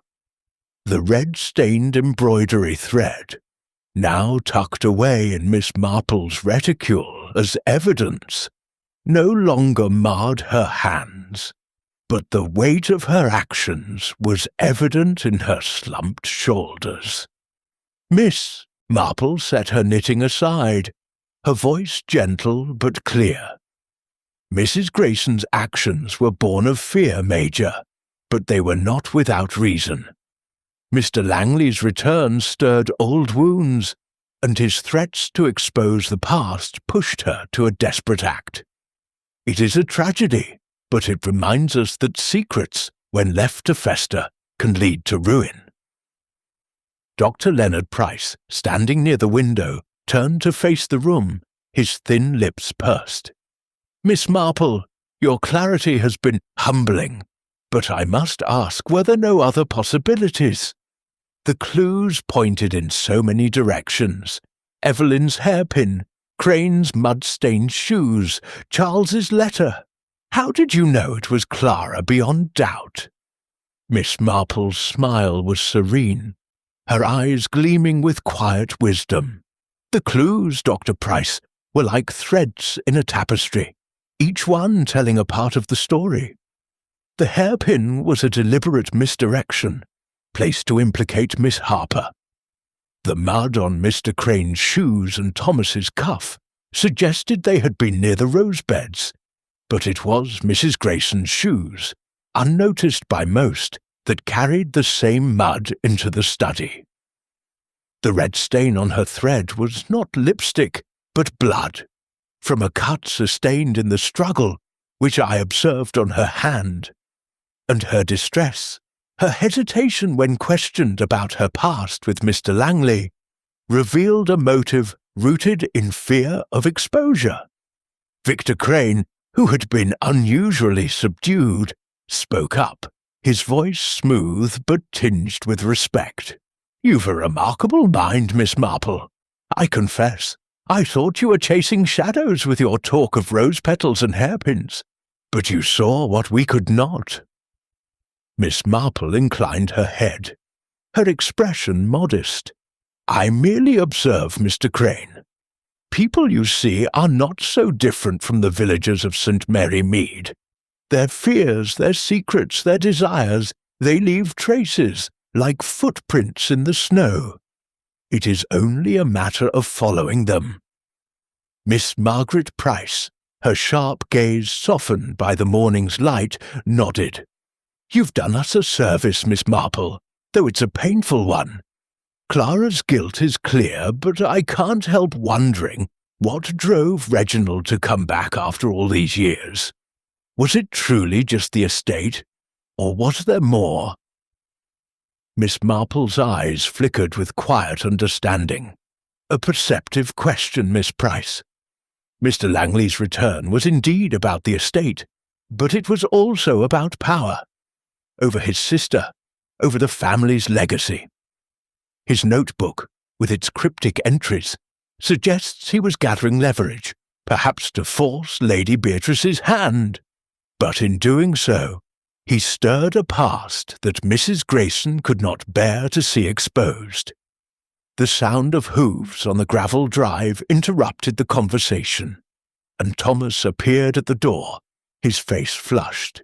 "Ma'am," he said to Lady Beatrice, "Inspector Japp and his men are here. They're coming up the drive now." Lady Beatrice straightened, her composure returning. "Thank you, Thomas. Show them in, and prepare the study for their inspection." As Thomas hurried away, Miss Marple rose, gathering her knitting. "I shall leave you to the inspector's questions," she said softly. "My part in this sad affair is done, but I urge you all to speak truthfully to him. The truth, however painful, is the only path to peace." Charles stood, his expression earnest. "Miss Marple, we owe you more than we can say. You've brought clarity to this nightmare. Will you stay at least until the police are finished?" Miss Marple's smile was kind but firm. "Thank you, Mr. Langley, but I am needed back in St. Mary Mead. My garden, you see, does not tend itself, and I have a niece who expects me for tea tomorrow. Inspector Japp is a capable man, and he will handle matters from here." With a final nod, she slipped from the room, her small figure disappearing down the hall, as the heavy tread of Inspector Japp's boots echoed from the entrance. The guests watched her go, their hearts heavy with the knowledge that her quiet presence had changed them all, exposing not just a murderer, but the fragile threads of trust and truth that bound them together. Chapter 14. The Inspector's Inquiry. The grand hall of Marple Manor, with its polished marble floor and towering portraits, seemed to shrink under the weight of Inspector Japp's arrival. His sturdy figure, clad in a sensible tweed suit, filled the doorway as he entered, followed by 2 uniformed constables. The morning light streamed through the tall windows, illuminating motes of dust that danced in the air, a stark contrast to the heavy atmosphere within. The guests gathered once more in the drawing-room, awaited his questions with a mix of dread and resignation, their faces etched with the strain of the night's revelations. Lady Beatrice, standing at the head of the room, greeted the inspector with a nod, her composure a fragile mask over her grief. "Inspector Japp, thank you for coming so quickly. This has been a terrible tragedy." Japp, his moustache twitching as he surveyed the group, gave a curt nod. "Lady Beatrice, my condolences. I've been briefed by the stable boy. Nasty business this. Murder in your own home." His sharp eyes scanned the room, lingering briefly on each guest before settling on Clara Grayson, who sat pale and silent beside her husband. "I understand Miss Marple has already shed some light on the matter. Where is she, by the way?" Charles Langley spoke up, his voice steady but weary. "She's retired to her room, Inspector. She solved it, you know. Figured out who killed my uncle before you even arrived." Japp raised an eyebrow, a faint smile tugging at his lips. "Did she now? That's Miss Marple for you. Sharp as a tack, that one. Always sees what the rest of us miss. Well, let's hear it then. Who's the culprit?" Lady Beatrice gestured toward Clara, her voice low. "Mrs. Grayson confessed. Inspector, she admitted to stabbing my brother Reginald in a moment of desperation." Miss Marple pieced it together. The clues, the motives, everything. Clara, her hands trembling, looked up, her eyes filled with tears. "I didn't mean to, Inspector," she whispered. "He was going to ruin us, expose things from years ago. I lost control." Major Grayson, his face flushed with a mix of anger and protectiveness, placed a hand on her shoulder. "It was an accident, Japp. My wife's no cold-blooded killer. She was pushed to it by that man's cruelty." Japp's expression remained impassive, as he jotted notes in a small black book. "We'll get to the details, Major. No one's jumping to conclusions just yet." He turned to the group, his voice firm. "I'll need statements from each of you, where you were, what you saw, what you know. And I'll need to see the study, the body, and any evidence Miss Marple pointed out." Miss Margaret Price, her sharp gaze fixed on Japp, spoke up. "Inspector, Miss Marple mentioned a rose petal, a hairpin, a singed note, and some mud. She kept the embroidery thread, stained with blood, in her reticule." "You'll want to speak with her directly, I presume?" Japp nodded, his moustache twitching again. "Aye, I will. But first, let's have a look at the scene. Lead the way, Lady Beatrice." The group moved to the study, where Reginald Langley's body remained, a grim reminder of the crime. Japp examined the scene with practiced efficiency, noting the scattered papers, the spilled brandy, and the letter opener still protruding from Reginald's back. "Clean thrust," he muttered, glancing at Dr. Price. "You confirmed the time of death, Doctor." Dr. Price nodded, his thin lips tight. "Between 4:30 and 5 p.m., Inspector. The wound was precise, likely fatal within moments." Japp's eyes narrowed as he surveyed the room, pausing at the smudge of mud on the carpet and the single rose petal beneath the desk. "Miss Marple's work, I wager," he said, almost to himself. "She's got a nose for these things. Petals, mud, all of it. Tells a story, doesn't it?" He turned to Clara, his voice measured but firm. "Mrs. Grayson, you say it was a moment of desperation.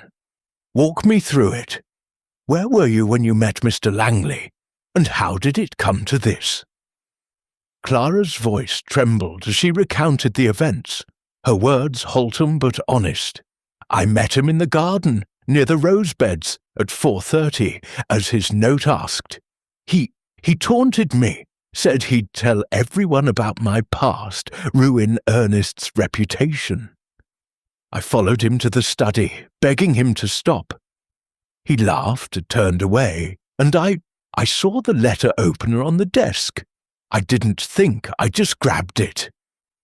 She broke off, sobbing, as the Major tightened his grip on her shoulder. Japp scribbled in his notebook, his expression unreadable.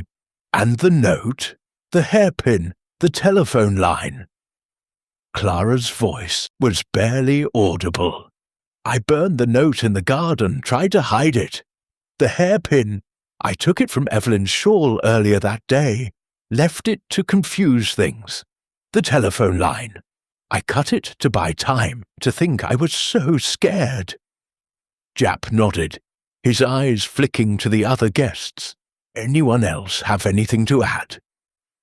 "Mr. Crane, you were here about some legal business, I hear. Care to elaborate?" Victor Crane, his composure restored, spoke smoothly. "I was here to discuss a codicil to the Langley will, Inspector. Reginald claimed he had evidence of irregularities. I had no reason to harm him. My business was with Lady Beatrice." Japp's gaze lingered on Crane, then moved to Charles and Evelyn. "And you too. In the library, you say? But you stepped out, Mr. Langley. Heard voices, did you?" Charles nodded, his jaw tight. "Yes, Inspector.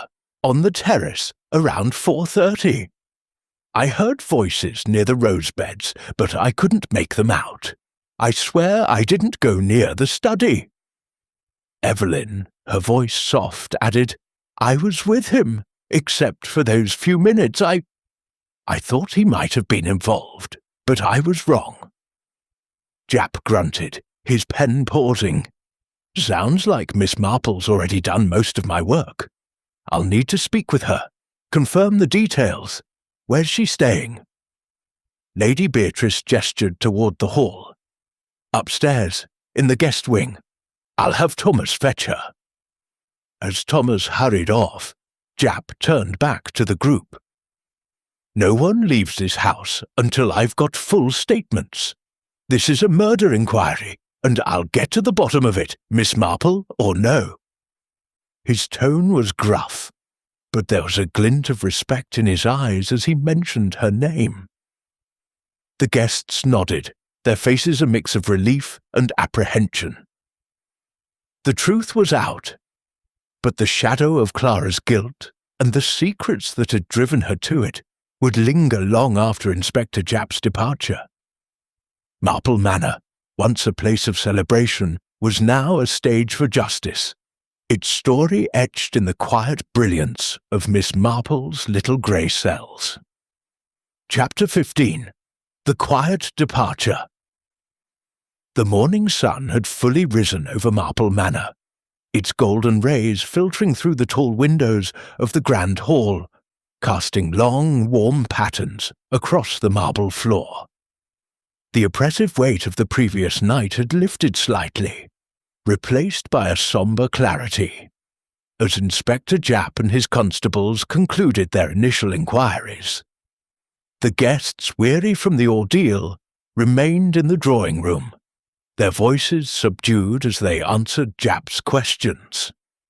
Clara Grayson, now under the watchful eye of a constable, sat quietly, her hands folded, her face a mask of resignation.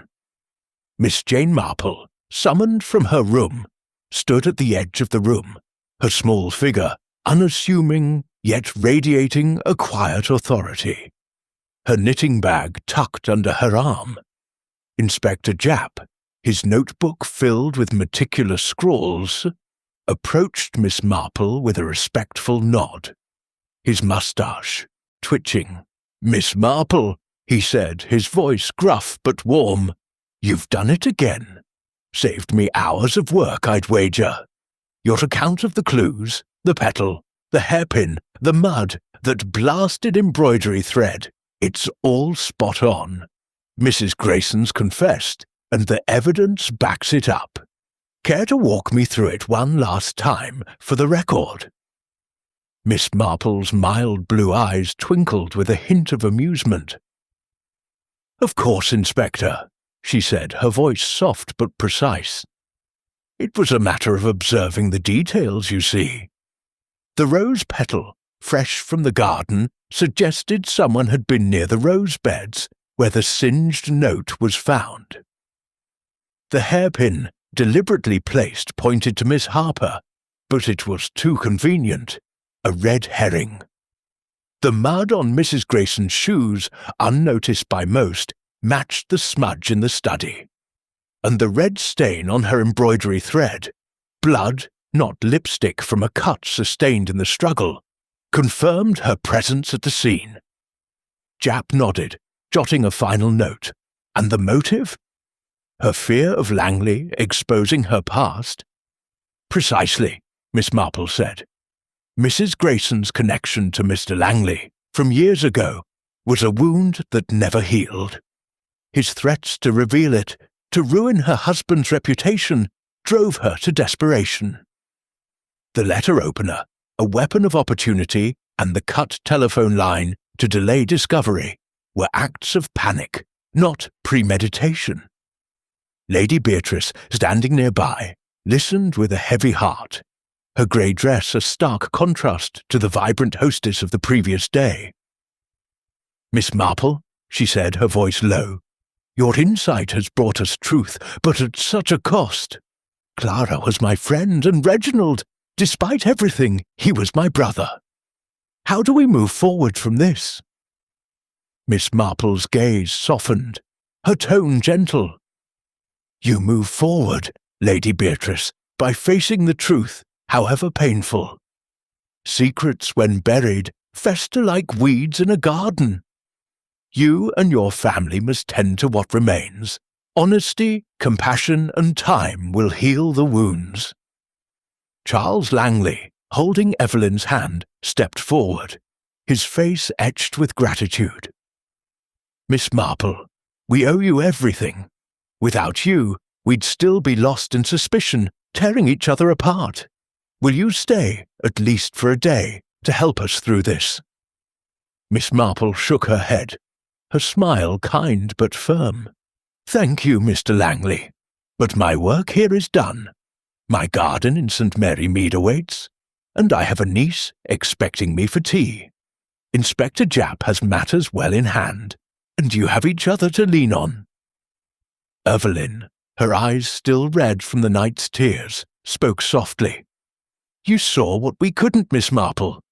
You made us face the truth, even when it hurt. I'll never forget that." Miss Marple inclined her head, her expression serene. "The truth, Miss Harper, is a mirror. It shows us who we are, flaws and all. But it also shows us who we can be, if we choose to learn from it." Inspector Japp closed his notebook with a snap, his voice brisk. "Right then. Mrs. Grayson, you'll come with us to the station for formalities. The rest of you, stay available for further questions. Miss Marple, if you're ever in London, my office could use a mind like yours." Miss Marple's eyes twinkled.